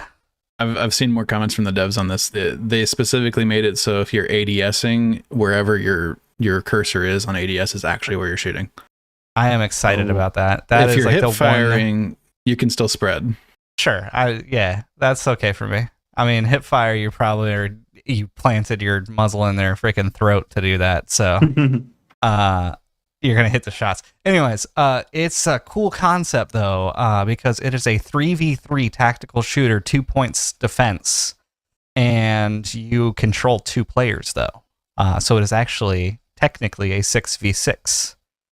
You have an ability to throw out what they call your Spectre, and you can shift between mid-match that Spectre. So if you throw it on position B and you move over to A, you can just keep hot swapping back and forth across the map. So you can set up some cool plays with that, such as like throwing a smoke over a wall and your Spectre, and then teleporting to that Spectre in that smoke going out of it. It's going to be some unique gameplay coming to the shooter genre, in my opinion. And A I'm lot looking of forward to it. strategies you could do with it. You can like Yeah. plant a bomb and also cover yourself at the same time. Because if you start planting and then swap, your Spectre will just keep on planting That's cool. Yeah. and or diffusing. Same situation. Wow. They also have a system where if you open the map, you can like direct your other character where to go on the map. That's cool. Oh, that's another big one. When you spawn in, if you've ever played CSGO or Valorant mostly, there's like a wall that divides to where you can like start setting up. You can click anywhere on the map on your side and it'll teleport you to that location, so you don't have to like take forever walking out of spawn every single round. That's cool. The Two other things. innovation Oh, go ahead. Go ahead. You're good. is so there's always like a buy phase in these games where you have to buy weapons. The difference in this one is you have to buy weapons as sets of 2 because you need a weapon for your Spectre, and the sets of 2 are not the same weapon. So they're 2 Oh, different that's fun. weapons. Oh. So they are mixing and matching certain weapons on purpose to try to limit, like, I'm just buying the meta weapon for myself. You have to buy, like, if you want the quote unquote meta weapon, you have to also get this other one that comes with it. Mm-hmm. And so you That's end an up having interesting to use approach. a lot more different weapons. That's cool. Okay, when Chad first mentioned this game to me while we were playing disc golf Mm-hmm. and described the mechanics and reminded me that Shroud is one of the people who's helping with development, I immediately thought there's no way I can sweat enough to be able to participate in this gameplay. Because he's just gonna, like, it just immediately seems sweaty. But I think some of the mechanics it seems like they're introducing feel like they're trying to solve some problems with this game type or this gameplay style to really make it more approachable for other people, other players, which I think is really cool. The being able to defuse a bomb while you're watching your own Spectre while it's defusing the bomb, really neat. I think that's just like a fun approach. And then this whole buying of guns that are not the same so you can't get a meta weapon. Man, yes, I'm on board for that. I would love for a game to not just devolve into meta weapons all the time. Yeah. I feel like you're going to have your skill ceiling very high because of the amount of maneuvers you can do with your Spectre.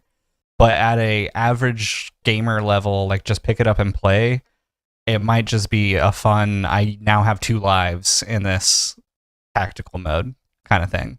Until you start really thinking about like, all right, where can I position my Spectre? Let me like actually know like, all right, that corner right there is not usually something that people can get to.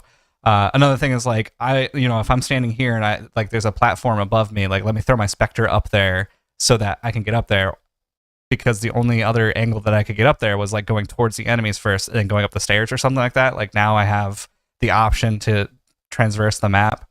It's cool stuff.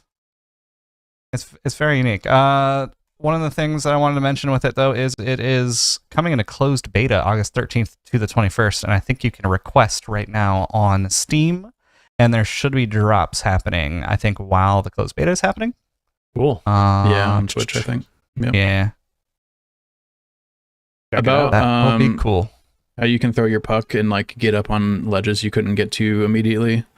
I saw a talk with Shroud. He was talking about the maps we've seen on the game so far are pretty like standard, like you would find them in Valorant or CSGO or whatever, like same sort of situation. But he says that he's played on like R&D maps that they have ideas for once people are used to swapping and throwing your puck and all this kind of stuff, that they have maps that are like really out there compared to the standard stuff. That'll be cool. Because there's just like things you can do, like throwing a person across the map essentially, that you can't do on regular attack shooters. So stuff with like elevation or like areas you couldn't get into unless you huck your person into it, or kind of stuff like that. Sounds very interesting, but they want to keep it like relatively simple at first to get people used to the systems.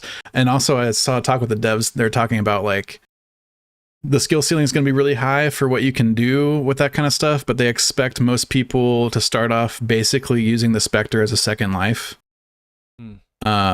Which kind of solves it does. It kind of solves like some of the issues that I have with those types of games right now, which is like you're not good, so you die and then you end up spectating forever. So if you can have your other dude just hang back and be safe, and then have like a extra guy to be playing the game longer, that'd be neat. It's an approachable way to play it. It's going to be interesting because I think the biggest thing in the tactical shooter realm is information. Like the team with more information is usually the one that wins. I mean, sure, raw skill and aiming and shooting and clicking heads is like something that's like necessary and needed. But if you know that like, okay, the whole team's on B, let's plant A, that gives you a huge advantage. And so now that you have multiple lives to go in and get that information, or like you could just like, scout out with one Spectre, like maybe you're going to be the, what they call it in Valorant, but you're the person who enters first. There's a certain name for that, I forget. But you could basically do that with one of your Spectres. Is that you're just like the entrance fragger, and you could either take one out or just die and get information, which is really cool. One of the things that I saw Shroud talk about was he was asked a question on why the art style, which I think the art style is actually pretty cool. And it was funny when he was trying to answer that question, because like really art style is subjective. So like when you start developing your game, you're pretty much like, I like this art style, let's use it. Hopefully the public likes it. And so that was pretty much their answer, was like, we just vibed with it. We thought it was pretty nice looking, and also you could like see the cues like really easily from around the map. Like nothing like was hidden. For instance, your like Black Noir costume in Call of Duty or something. You know what I mean? Like you're gonna be able to see your enemies. There's no way that they could just hide in a corner. Everything's kind of colorful and poppy looking. So yeah, that was an interesting question that was tackled great by the devs, but Shroud was like, I don't know, it looks cool. It's very unique because it feels like there's a lot of different, like a lot of difference between the player models and the maps. Yeah. Just unique. I don't know. Kind of cool. Also, video game realm, is this Bow Path of the Teal Lotus? Is that what you're talking about? Or is there Yes. a different game called Bow Path of the Lotus? I didn't realize there was a teal involved. Yes. Okay. Yes, that's the Yes. game I'm talking about.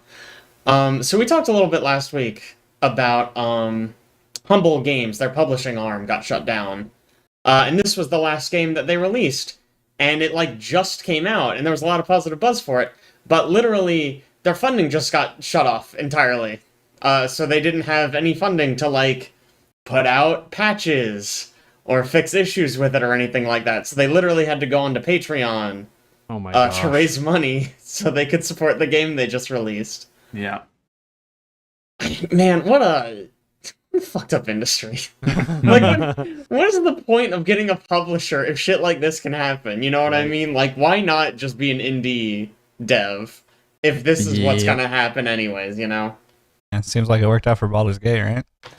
Yeah, I mean, it worked out great for Baldur's Gate. I feel Yeah. like a lot of the big success stories lately have been, like, on Kickstarter. Like, Hollow Knight was a Kickstarter. Baldur's Gate 3 was obviously a Kickstarter.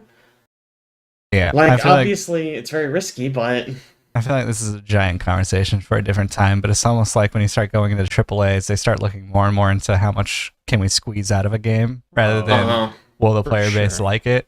And Yeah. so then you start getting hit with microtransactions and start focusing on, you know, the gotcha aspects of it. And like, yeah, you start having development issues. And Yeah. then this is what we get. You know, so I still think Rocksteady's a great example of it. They made the Batman Arkham games, critically acclaimed, sold really good, and then the publisher said, hey, you know, live service games are really big. Why don't you make one of those? And they were like, well, okay, that's not really what we're good at, but we can do it. And it, you know, it sold about 5 copies. Also, It reminds see me of Arcane. the reminds me of Yes. the Wayfinder story. You guys remember that? It was a couple months ago at this point, I think. Mm-mm. I don't know Wow. that I know what Wayfinder is. So Wayfinder, the dev team wanted to build like a PvE co-op game you run with your friends, Mhm. and then Digital Extremes, who publishes Warframe, came in and said, "Oh yeah, we're doing this publishing thing. We want to publish a game for you. We will host your servers and whatnot and handle like the MMO aspects. You should make this like a live service MMO thing." And they were like, okay, I guess. And so they built out this game to be this live service MMO type style game. And then it didn't do well. And Digital Extremes is like, we're shutting down our publishing arm. And so we're not hosting your game anymore.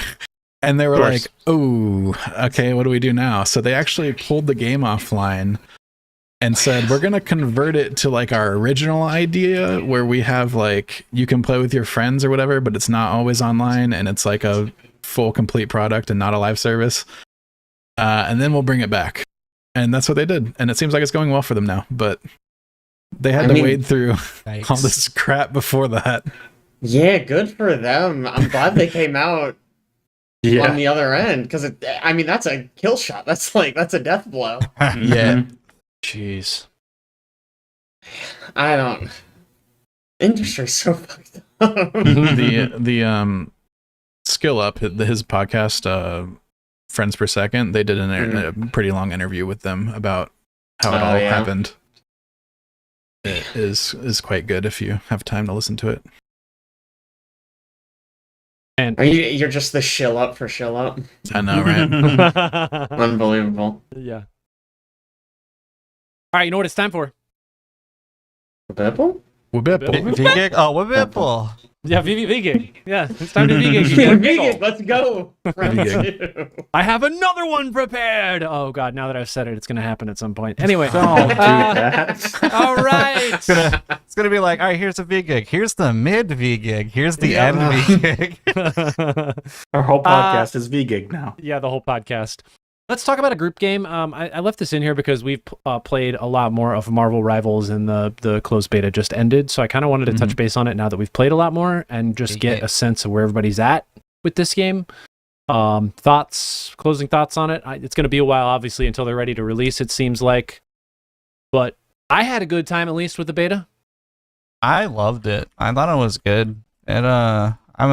I like the third person aspect. I get to see my skins and stuff when they come out. That's nice. I felt that the tanks were just like beefy damage dealers, so that like I had no problem playing them. I felt the healers, like I had no problem playing them either. Like Rocket was really cool. He did damage. I got called out for that a couple times. Healers are like healing damage dealers. Yeah. Yeah. I don't know. It felt good. It almost felt like the healer role was the most important because you had to do damage and heal for your team to actually succeed. Mm-hmm. I can't believe Chad said I loved it. I know, That's right? crazy. I was surprised too. It's normally not a game that he enjoys. I didn't like it when I played solo. I'm gonna be honest with you. Mm. My teammates were all horrible. Yeah, well, I can already tell it's going to run into the same people auto picking damage issue. Well, they need the roll pick. That's what they need. Yeah, we'll see if they add that in. I assume they will, but Yeah. Yeah, well, it'll be interesting to see if they do roll queue. I've also heard talks of like soft roll queue, which would be like you don't pick a roll before you get in, but once a roll is filled, it's locked out. So it still guarantees your team About to freaking makeup should be right, but snipe the sound damage great. roll, dude. I feel like you're going to have a lot of people quitting The out of the auto game. click exactly where Spider-Man is. well, they need to make lever penalties bad enough that you can't just leave. Yeah. And then queue times will be fine because you don't have to wait on people queuing for tank or healer or whatever. And then you just have, if you want to play if you really want to play DPS, you got to be fast. Snipe it. Yeah. Do you do you think in that functionality it would lock it out to where you can't even switch roles? Like if you agree with somebody else? I bet if you like go back to pick, it would like unlock it. See, I don't know if I like that because there was a match that I had where I was playing tank and somebody was like, I only play Venom. So then I got off tank and he did worse than I was doing. So people will probably be like, I want to switch roles. Somebody switch roles with me at halftime. It's like, no, I want to do that. Just roll queue me. yeah. I mean, before roll kill came out in Overwatch, that was my concern. That I was like, what if you're in a game where you're like, oh, I'm doing bad on DPS, somebody swap me. That was my concern before. And then if you had like a soft system like that, that'd be neat, I think. Also, the last day I started spectating tournaments, and there is a pick and ban phase in that, which is so cool. So the way it works is one team gets to ban a hero, and then the other team gets to ban a hero, and then the first team gets to protect a hero. Ooh. And then the next team gets to protect a hero, and then you do another round of bans again. So It's an interesting concept. that's a neat idea, I think. It lets you I play think- against the other team rather than just like having people pick, 6 random heroes to play with and getting stomped because somebody's got, meta squad on the other side. Like I we think- could just ban Storm, and then we wouldn't have to deal with that dumb ultimate. Yep. I do think bans would be a nice touch in Overwatch. Yeah. Admittedly, I haven't played Overwatch in a while, but when they do that patch, they're like, "Hey, we decided Bastion should be unkillable this patch." I don't know. Yeah. You've never made a video game before. You just say, "You know what? We're not playing with Bastion Yeah. anymore. Yep. He's fake. We're not playing with him." The one patch where they were like, what tank should I swap to counter X tank? And it's like Mauga. Just swap to Mauga. Everybody plays Mauga. Mauga v Mauga. If you don't have Mauga unlocked, you actually lose, turns out. This is before Crazy. heroes were free for everybody. Have they? I could see bans being an issue at some point, because like if a team bans Anna in Overwatch, say, now their hog is just going to run wild over you because Would you he doesn't really have another counter, right? Yeah, I guess if there's only one counter, I guess that could be an issue. that is true. No, it's sounding like this is a competitive mode though, and then you would choose that But- mode. Yeah, think so Tournament play you or see a something. team ban Anna, unless it's the last ban, I guess that could be an issue. But Right, if they ban you second. see a ban on Anna, you're like, oh, well, I'll just ban Hog. Because Yeah, it that could would, be. that would be bad. Give it another layer. But what if they protect Hog first? And then you're Exactly. Ooh. Then you You got to Anna. protect Anna. like, then you got to protect Anna, I guess. Yeah. But if I they mean, protect Hog second, What if I they mean, ban oh, no. Anna and then Oh my god. they protect and Hog? then protect Hog, This well, feels if like they to ban me Anna that it- first, you ban Anna second. Oh my god. But if you ban Or Anna ban second, Hog. but Yeah. now, Guys. now they just save Hog. Oh my god. Do you think if there were just more heroes in the pool, and it wasn't a situation where there's just like only one direct counter to Hog, this is an irrelevant conversation? Yeah. Like, Less if it's just relevant. yeah. Larger Like- pool, like Dota? Like Dota. Dota. That's what I was thinking. If right? it's a Like, Dota 'cause sized pool, there- yeah, absolutely. there are direct counters to heroes, but there are also soft counters to heroes where if somebody gets banned that you can't like directly combat that hero, you can always find somebody who can approach them like close to the same level of competitiveness, but Yeah. you're not going to get exactly what you were looking for. So maybe this is just a hero pool size problem. I mean, even looking to bring it back to Marvel Rivals, the game we're ostensibly talking about. Yeah, right. Yes. I feel like, I mean, it's hard to say, right? It's only been an alpha. Or was it a beta? Whatever. They're calling It's it super beta. duper early. I feel like there aren't as sharp counters as there are on something like Dota or even Overwatch. That is true. Like, Yeah. obviously, flying heroes are quote-unquote countered by hit scan heroes. Right. But there are several hit scan heroes. Like, you could kill a flying character with Hela or Punisher. Like, sure, if you ban both of those, that would be really bad. Mhm. Well, Star-Lord. But, yeah, that's true. There's Star-Lord as So- well. He has to fly up a little bit more, but you know. Yeah. The worst one I encountered the entire time I played was I was doing well on Spider-Man and somebody swapped to Penny. Mm. And then Mhm. suddenly Oh, yeah, You died sure. every time I would you jumped try to in. dive their backline and I would just instantly blow up. And I was I like, have well, a- crap. Okay, this is... I need to think of how to say this so it doesn't just sound like skill issue. But the game is so new that obviously that makes it much harder for you to do your thing, but I don't think it makes it impossible. You Yeah, know what I mean? agree. Like, Spider-Man can pull people out of position, Right. so maybe You you just gotta just play need to be Spider-Man like... different. Yeah. Yeah, right, and I would obviously have to the game actually was adapt out... to the counter. Exactly. I think it's a skill issue. Yeah. Thank you, Aaron. We were all thinking it. Yeah. I will agree it is a skill issue, but I couldn't play the same way I was playing the previously. Wow. Yes, like, the And game I has actually existed... it was like something I actually noticed, whereas in the past I hadn't really noticed any hardcore counters. Right.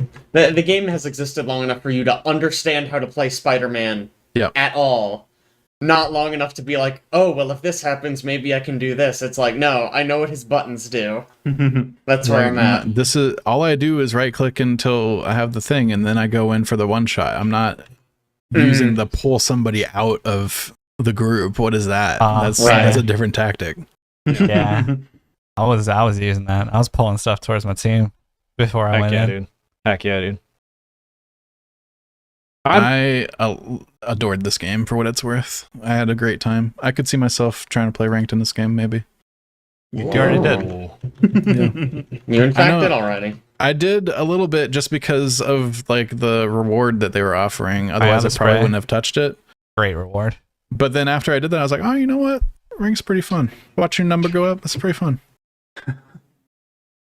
It's Watch it very go down, dependent on though. your number going up. Yeah. Yeah. I mean, like nobody played ranked pretty much, so I hit gold 3, and it was like, you're better than like 95% of the player base, and I was like, dang, I'm good. I'm so good at this game. What percentage of the people you played against do you think were bots? I don't. Get his I think ass. Dang. Get his I ass. don't think they were bots. I Dang. don't think so. I mean, maybe the first few games they were freaking awful. The first few games, Yeah. especially the ones I played with you guys when you finally played.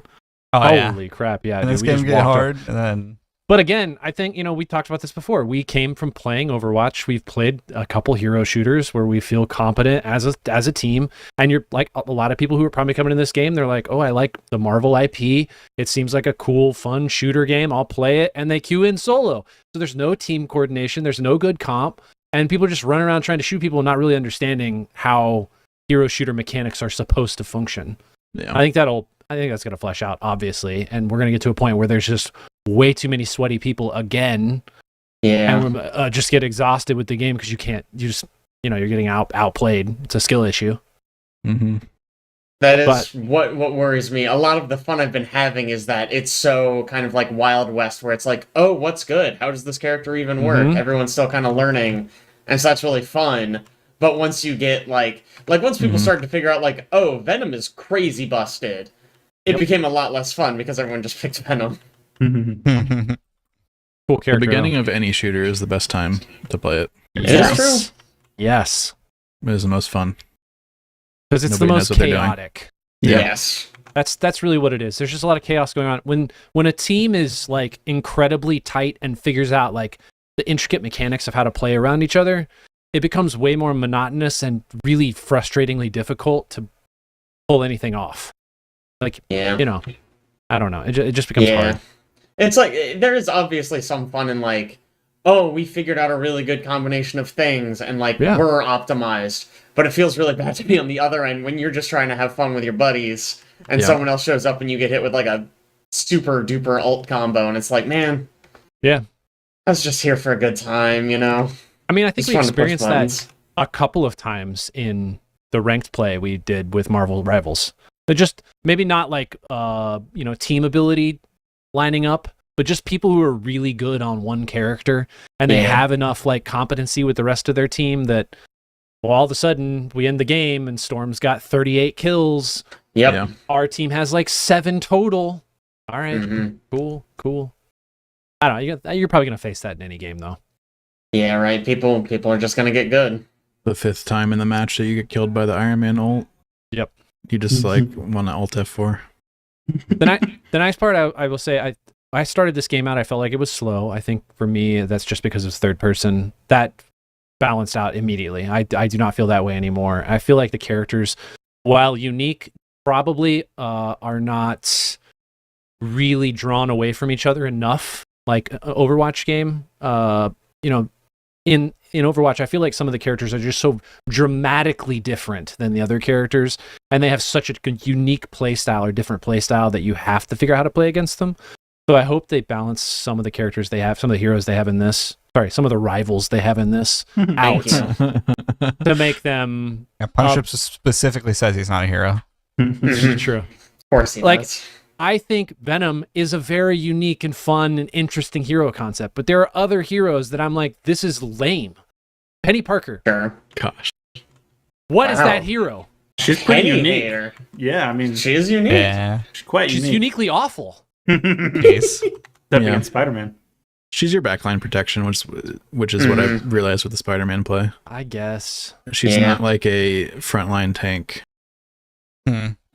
She's like a peel tank. Yeah. Also, her think- ultimate needs something because it's Yeah. god awful. It It's is so pretty bad. bad. Let me run at you real fast and die immediately. Okay. It is Yeah. funny to watch It is someone hilarious. turn it on Funny and then every time. instantly kill him. God. The other Meanwhile- thing that's like Go a ahead. benefit to this game, I guess, is just that I'm really confident that they're going to be able to balance things out.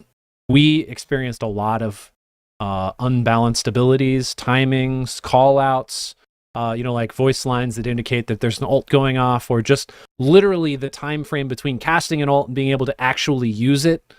There's some disparity between the rivals, and I think the good news is they're going to have time to balance this out, and it's a game that's capable of being able to do that. Mhm. So already, we're just in beta. I already feel like it's a pretty competent game. So I'm very confident that when we get to actual full release, they'll be like, hey, we play tested this for a while. Feel like this is really balanced. I'm sure there's gonna be some sweaty people out there that go figure out, really meta way to deal with various heroes in this game, but it's gonna feel a lot tighter than I think it does right now. Or you So go the opposite direction, and it could be 5 players, 1 tank.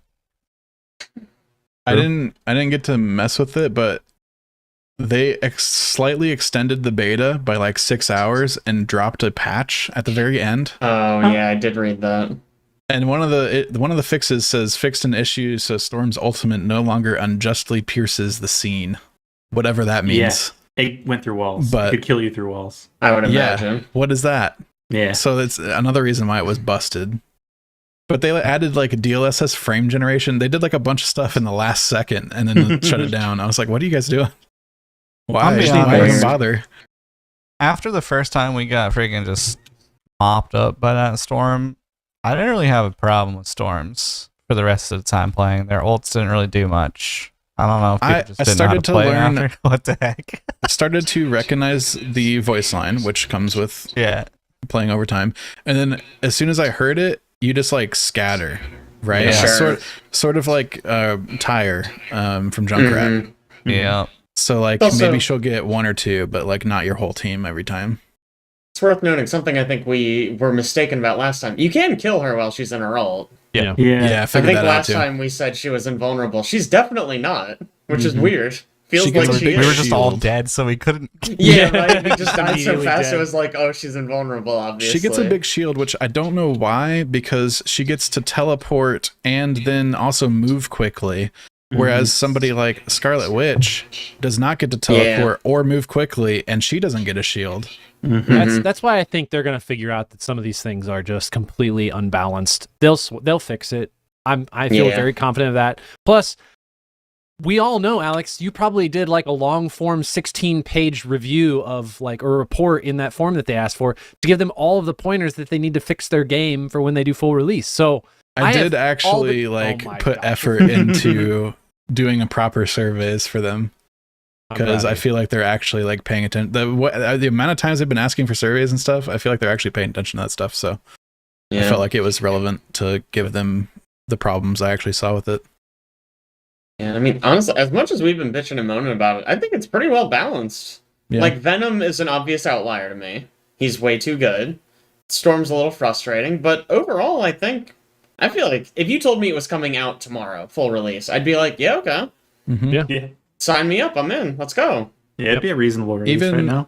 Some of the stuff that we thought was super frustrating to begin with, like Punisher's ult being super strong, Mhm. turned out that it wasn't too bad. Like you just have to Get behind either the all wall. in him immediately or hide. Mhm. Yes. I You mean, have to know that Jiggle, it's coming. Jiggle peek that bro, and you just freaking he's mopped up because he Mhm. thinks he's invulnerable every time. Yep. Also, I don't know if it's just I started versing Venoms that sucked, but I felt like Venoms just weren't a problem anymore towards the end as well. Even with our group, Mhm. like it just we knew what to do. I guess I don't know. It seems like the real trick with Venom is you have to, when he gets onto like a third health, you have to stun him just Yeah. to be Yeah. able to Mhm. kill Yeah. him off before he can shield. I think most Venoms kind of tried to attack the backline, and so the backline you wouldn't Mhm. call it out because I mean that's what a Venom's supposed to do is like Yeah. hop onto Yeah. the healers, Yeah. and so you just turn around, kill Venom, go back to what you're doing. I'm excited for it to come out. I'm looking forward to playing another Yeah, 6-player hero shooter again. Yeah. We, It is should 6-player, get- isn't it? It is, in Yeah. fact. We should get news at the end of the month. That's what they've said at Gamescom. So I don't know if that'll be a new beta announcement or a release date announcement or what, but something. Nice. Let's move on to Chad. What me. have you possibly been playing? Little Marvel Rivals. Yeah, yeah. I That's it, can't right? think of anything else other than Destiny. I've been playing a little Destiny that came out with the Solstice, so pretty cool. I just hear from the other room a little. Yeah, they came out with the Solstice event, which is a summer event that happens. You get some nice armor rolls, so if you farm it out, it's, I think you can actually technically choose 2 stats on the armor to roll high. I think that's what happened at least last Solstice we all played. This Solstice is different. You don't just have to repeatedly do the bonfire. which is really cool. It gives you tasks like create a bunch of orbs or go run a GM or do 3 dungeon encounters. So you're honestly just playing the Solstice while playing the game. It's cool. Heck yeah. You can also grab all those bounties while you are in orbit. There is a thing on your quest tab that is called the Forge, and you click that bad boy, and you grab whatever quest you want. And then there's kind of like a list of 3. One could be like killing stuff with stasis What an ability. innovation. Right? You can do it in game from orbit. That's crazy. Mind blowing. Crazy. I This is thought the- you were gonna say from the app. Yeah. that's what No, I was in thinking. game, like in orbit. It's wild. When Joe told me that, I had pog face. I was like, "There's no way." Gosh. I have also run Salvation's Edge a total of 3 times after we've done it. So that's been fun. Trying to teach people that and get that down. It's been like 5-hour adventures. The fastest time we've done it so far is 2 hours and 30 minutes, and that's still with teaching a couple people. I have run Warlords and Solo Flawless that, and Duality and Solo Flawless that. So I've been playing You went back into duality again? yeah, I just had to. Duality is like one of my favorite dungeons. I had to Solo Flawless it. It's funny because the second boss, the encounter where you have to grab both the banners and plant them and then kill this really easy mini boss, was actually the part that I kept dying at because I kept trying to be greedy and grab both banners at the same time with a very short time limit. And so finally I was just like, at one point on one of my runs, I was like, all right, Chad, don't be greedy. Just get one banner. Just take your time. It'll be just a little bit more. And yep, got through it. Got to Keitel, one-shot Keitel. Was nice. Fun. I love that dungeon. It's excellent. It's so good. Alex, how about you? What are you playing? Mostly Marvel Rivals. I have like 61 hours in that game. But dude. I also been trying to finish 9 Souls. Still plucking away at that. I think I'm almost done. I'm getting close. I went and checked a walkthrough to see my progress. I think I only have 1 boss left. Wow. Wow. So Wow. Wow. yeah, that's about it. Cool. Okay. I'll go next. I have been playing a new game called Conscript. It is a sort of top-down Resident Evil-y survival horror that's set in during World War I in the Battle of Verdun. And you play as a soldier who's, I don't know, trying to figure your way out of the trenches. It is a very interesting and unique game, and I think they nailed the feeling of being in the trenches in World War One. It's kind of just Makes depressing you and feel like the trenches. it makes you feel like trenches. Yeah. It's just depressing. It's gross. You're dealing with like rats and also just enemy soldiers who are coming across the sort of trench lines, and the whole time you're trying to gather resources to prevent some of those things from happening while also progressing the story. And it's just a really, I don't know, I really enjoy it. It's really unique. It has an inventory management system similar to like what you would have with Resident Evil. You have limited space, and it really, really harps on that and forces you to make some pretty tough decisions about what you're going to do. You discard something on the ground, it's gone forever. Buckle up. Better not discard anything that's important because you ain't never getting it back. It also has a very, very strict limited save system. I mean, you can choose to turn it off, but I think it's the way the game is designed, where you get these essentially things, they're called ink pellets, and you can go write in ink your save on a journal at various locations throughout the game. And I think I've had like maybe 6 ink pellets. And that is the only time you get to save. You do not save otherwise. You just go back to the last time you saved. If you die, you close out of the game, you go back to the last time you saved, and that is it. So it's really forces you to like be selective about when you're going to do that. I don't think I've played any other games where like you have limited saves like that. That's interesting. The Yeah, Rings Resident a Evil. bell. Yeah. Oh yeah, Resident Evil. The That's- Resident Evil comparison is really good because Resident Evil did that. Okay. You had to have an item to save. Mm-hmm. An ink ribbon. Mm-hmm. Oh. I'm trying to think of what else to say about this game. I have not played a ton of it. I think I'm like 6 hours in or something. There are multiple areas of this game. It sends you back to the same spot a lot of times, but that area of the map will have changed either from shelling or from there's a lot of like you get shelled regularly like by gas explosives. Put on a gas mask, run through it. It changes your screen's perspective, the way you hear sounds in the game. I don't know. It's fun. It's unique. I don't think I've played a World War I era game. Actually, The only one I've played lately is Amnesia: The Bunker. Mm-hmm. that's But set in World War One. Oh yeah. Mm-hmm. Okay. But it's becoming a more popular setting for whatever reason. World War One's so hot right now. Man, this is depressing. Surely there's a Call of Duty in World War One, right? Oh, Mm, is there? true. Is there? Was, I don't think was there, World there's a at War, battlefield. World War One or There's a battlefield in World War One. Yeah. Battlefield 1. Mm-hmm. I think World at War was World War II, wasn't it? I don't know. maybe? Yeah, set during World War II. Anyway, if you like the survival horror, like Resident Evil-y feel, this is a fun, fairly simple, and I think not super long game. I think it's like maybe I have to look at how long to beat again, but I think last time I looked it was like 10, 12 hours. So not super long, but I've really enjoyed it. Had a lot of fun playing it. I think it's like $20 on Steam. Nice. Ben, Well, get the most exciting thing out of the way first. heck I yeah. played some more Planet Zoo. Fuck yeah. I don't really have anything more to add from last time I talked about it. Still fun. Still for all the same reasons. Work in progress. Elden Ring. I played more Elden Ring. I am tentatively willing to say I am enjoying playing Elden Ring. Oh, we got it, boys. I know. I don't know if we're gonna play some more. I don't know if I love it. Like I'm in love with it, but like it's good. I'm gonna go play some more of it. Did I you found beat the man myself in the at- cave? I did beat the boss in the cave. Okay, good. I was telling Jake about this. I set it down after the last time we talked, and I played some more on I think Tuesday this week.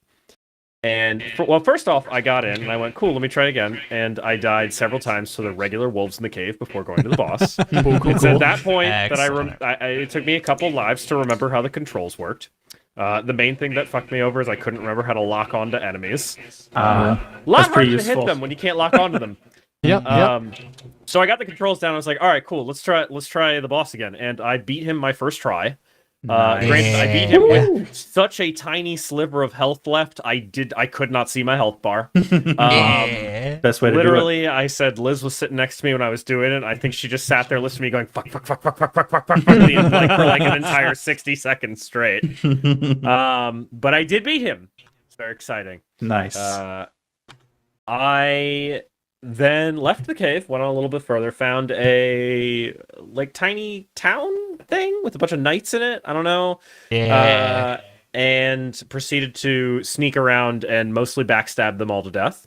Yeah. Um, As you do. Then I went through a big gate and there was a giant guy who fell from the sky and killed me. Yeah, I remember all And then this. killed me several more times. You're right. Until two things happened. One, I went back to a shopkeeper I had found earlier to try to see if there's anything I could buy to help me, and found a witch lady there who gave me a bell that lets me summon things. Which I don't know if it's because I beat the cave or not, but right now all I can summon is a pack of wolves. I'm not sure if that's just what you start with or if it's because I beat the wolf cave, but Yeah, I don't remember if you get it from there or not. But I then went back and first I had to basically trigger the giant to come down and then lead him back out the gate the other side because there were like 4 archers in there and I didn't have a ranged weapon I was using, so I was like, I'm just gonna lead him out here. And then I summoned the wolves and then did a lot of rolling through his legs, but I managed to kill him.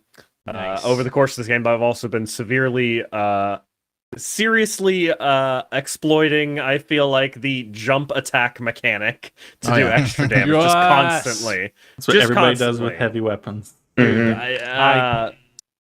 Yes. Jump heavy. But You did just beat the gotta guy. accept that you're not a scumbag and just continue. But did beat the giant guy. Accidentally changed the. Well, I didn't accidentally. I changed the skill on my katana to like an AOE stomp. Tried that a little, and then went, "Wow, I don't like this." So I changed it back to the whole like unsheath thing that the katana started with.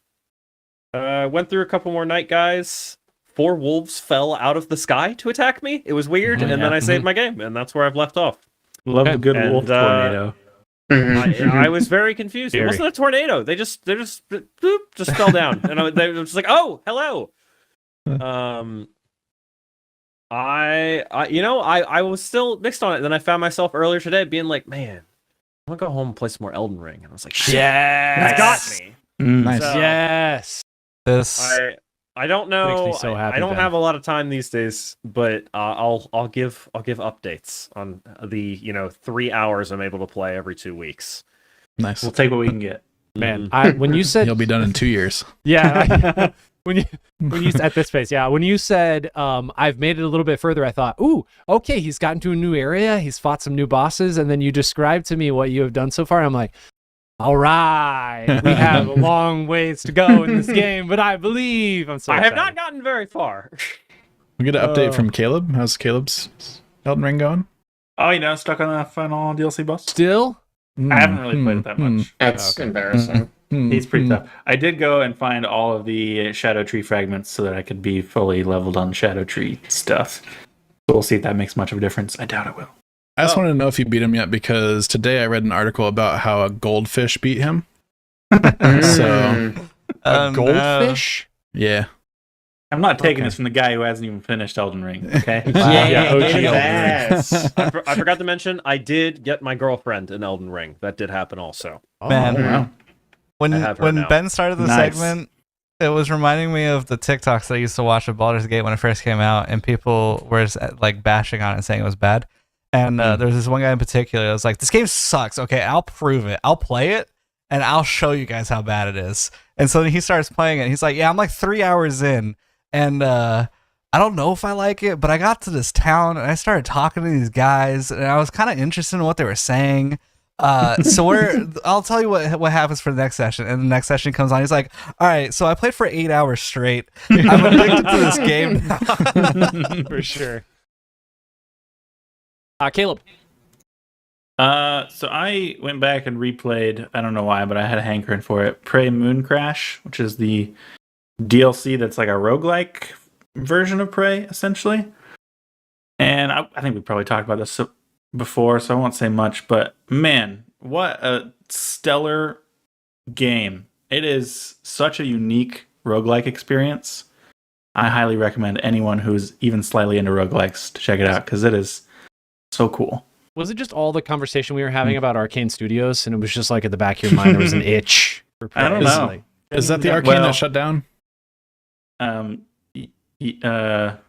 I never remember, but it don't doesn't remember matter, if- right? It's don't still remember if Arcane. Moon Crash was the same people or not. They made Prey, but I don't know if they made Moon Crash. I can't remember if that was the same studio or not. Probably no moon crashed you. Yeah, probably not. Probably not. But man, so good. It's probably partly because of the second game that I'm going to talk about, which is You Will Die Here Tonight.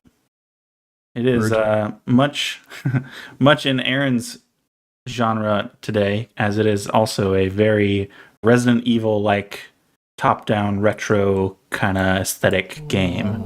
They're liking those lately. Yeah. This one's pretty unique in that the combat plays out in first person. So when you get close to an enemy and they start to try to fight you, it swaps to a first person mode where you are shooting them or fighting them off with a knife or whatever. Weird. Very weird. Jarring, maybe? Does it just Not cut that, it's not or that like bad. Yeah, it kind of just fades in. fades in? Okay. Yeah, it's not bad actually.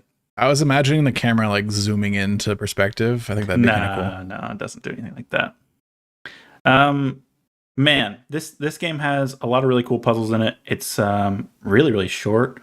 I've 100%ed it in 5 hours.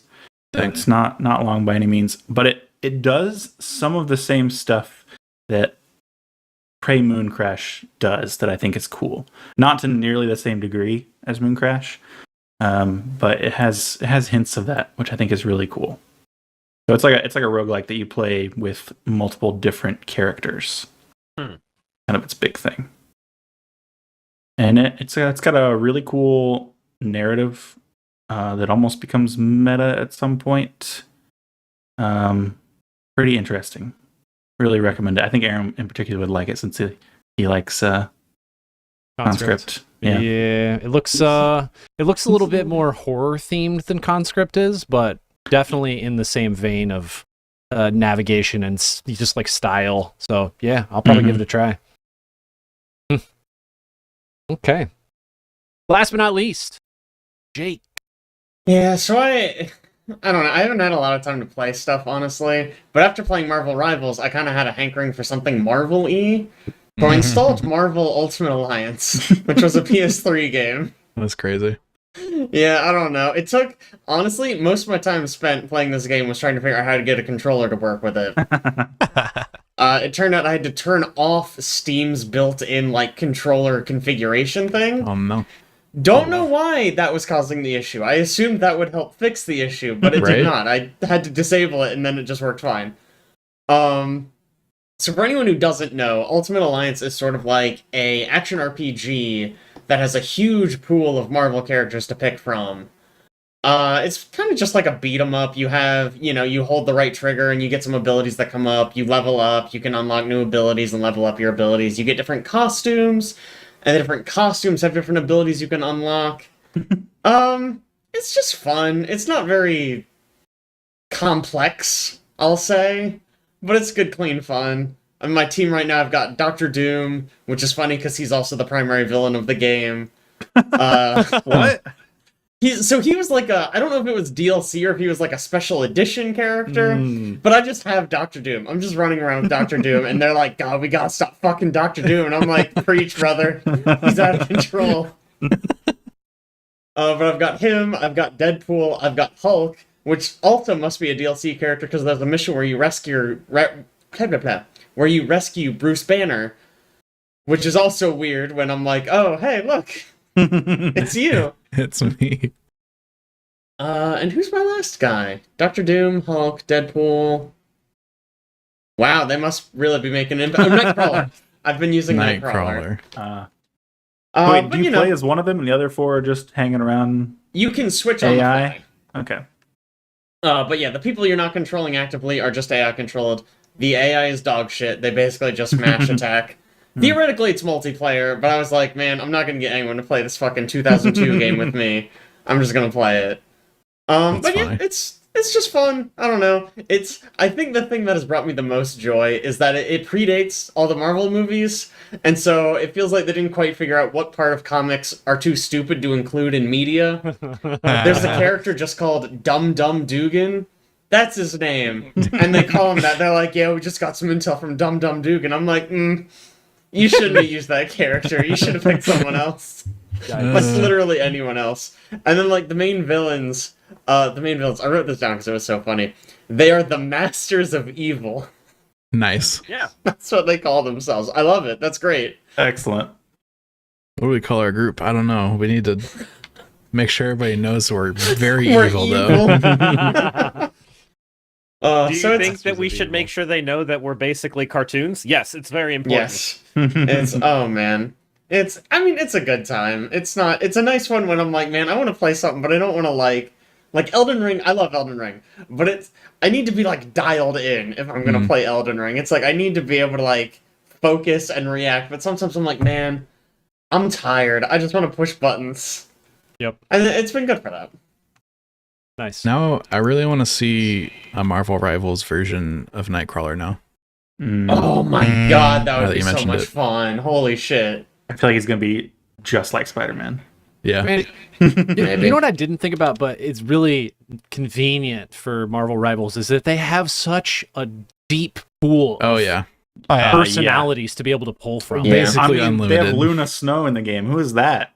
Yeah. Okay, just that's Billy the one Cole, baby. you're pulling out of all the characters, Yeah. not Jeff Not the Jeff Shark the or whatever his Land name Shark. is. People know Jeff the Land Shark. at Everyone least. knows Jeff the Land Shark. I've never even Man. heard of a shark in the Marvel universe other than King Oh, Shark. Jeff the Land God. Shark is basically the most famous Marvel character. King Shark is DC, of Aaron. all time. Get off the podcast. Yeah, that's pretty Get him out. embarrassing. I I man. just meant Pretty in embarrassing. comics Mm. universe. Is what Oh, I meant. yeah, Sorry. yeah. Good save. Good save. Speaking of Marvel, forgot to bring this up earlier.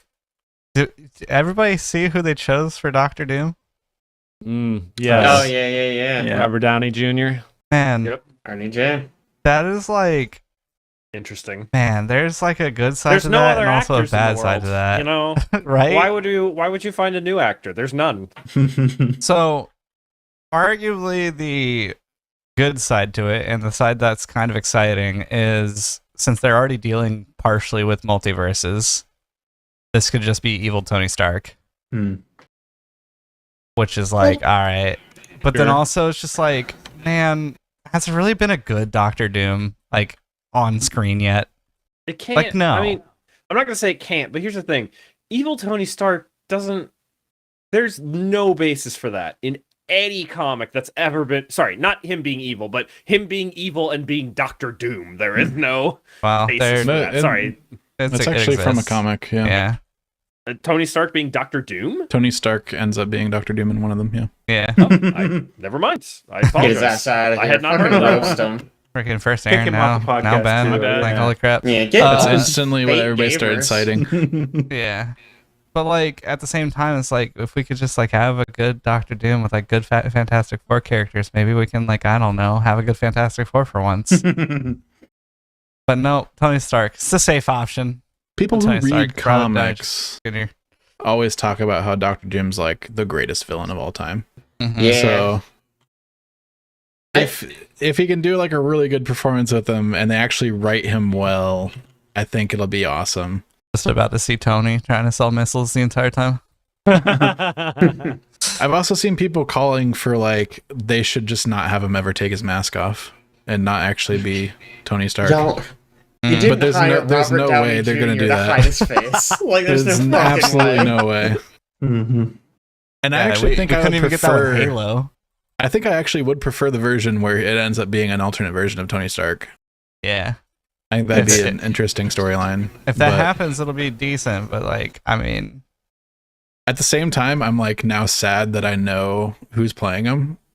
yeah, exactly. Like, this could have been. I guess like how something do you that's just, like, hide that surprise. information to make it a twist? But That is tough. I don't know.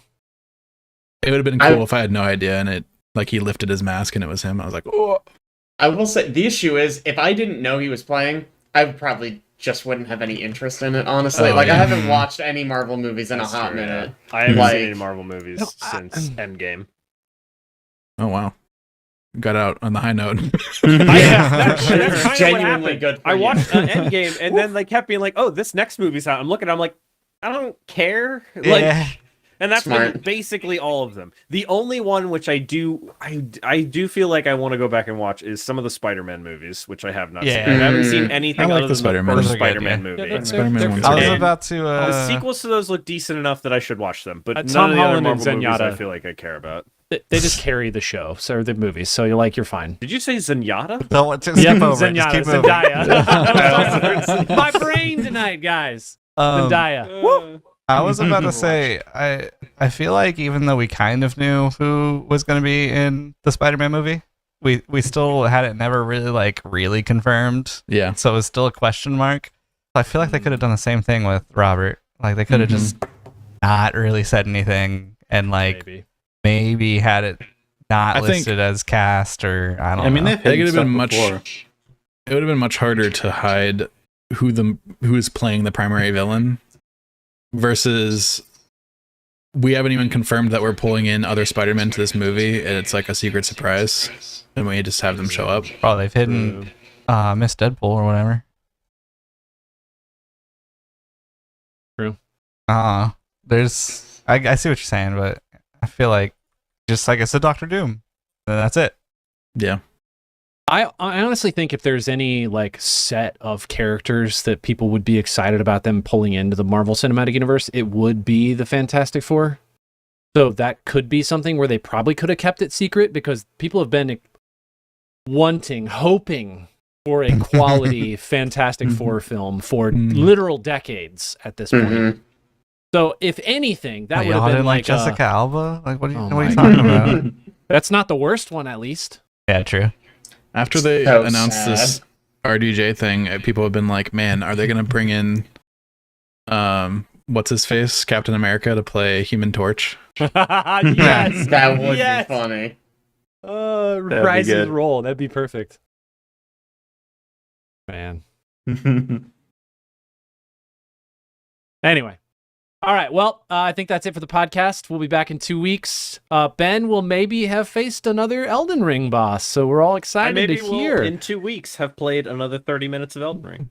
Heck yeah, dude. You need to stop playing so much Kingdoms of Amalur, and then you can play more Elden Ring. Mhm, mhm. Hey, no.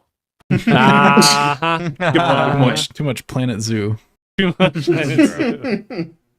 All right. Well, thanks so much for joining us. We'll catch you next time. See ya.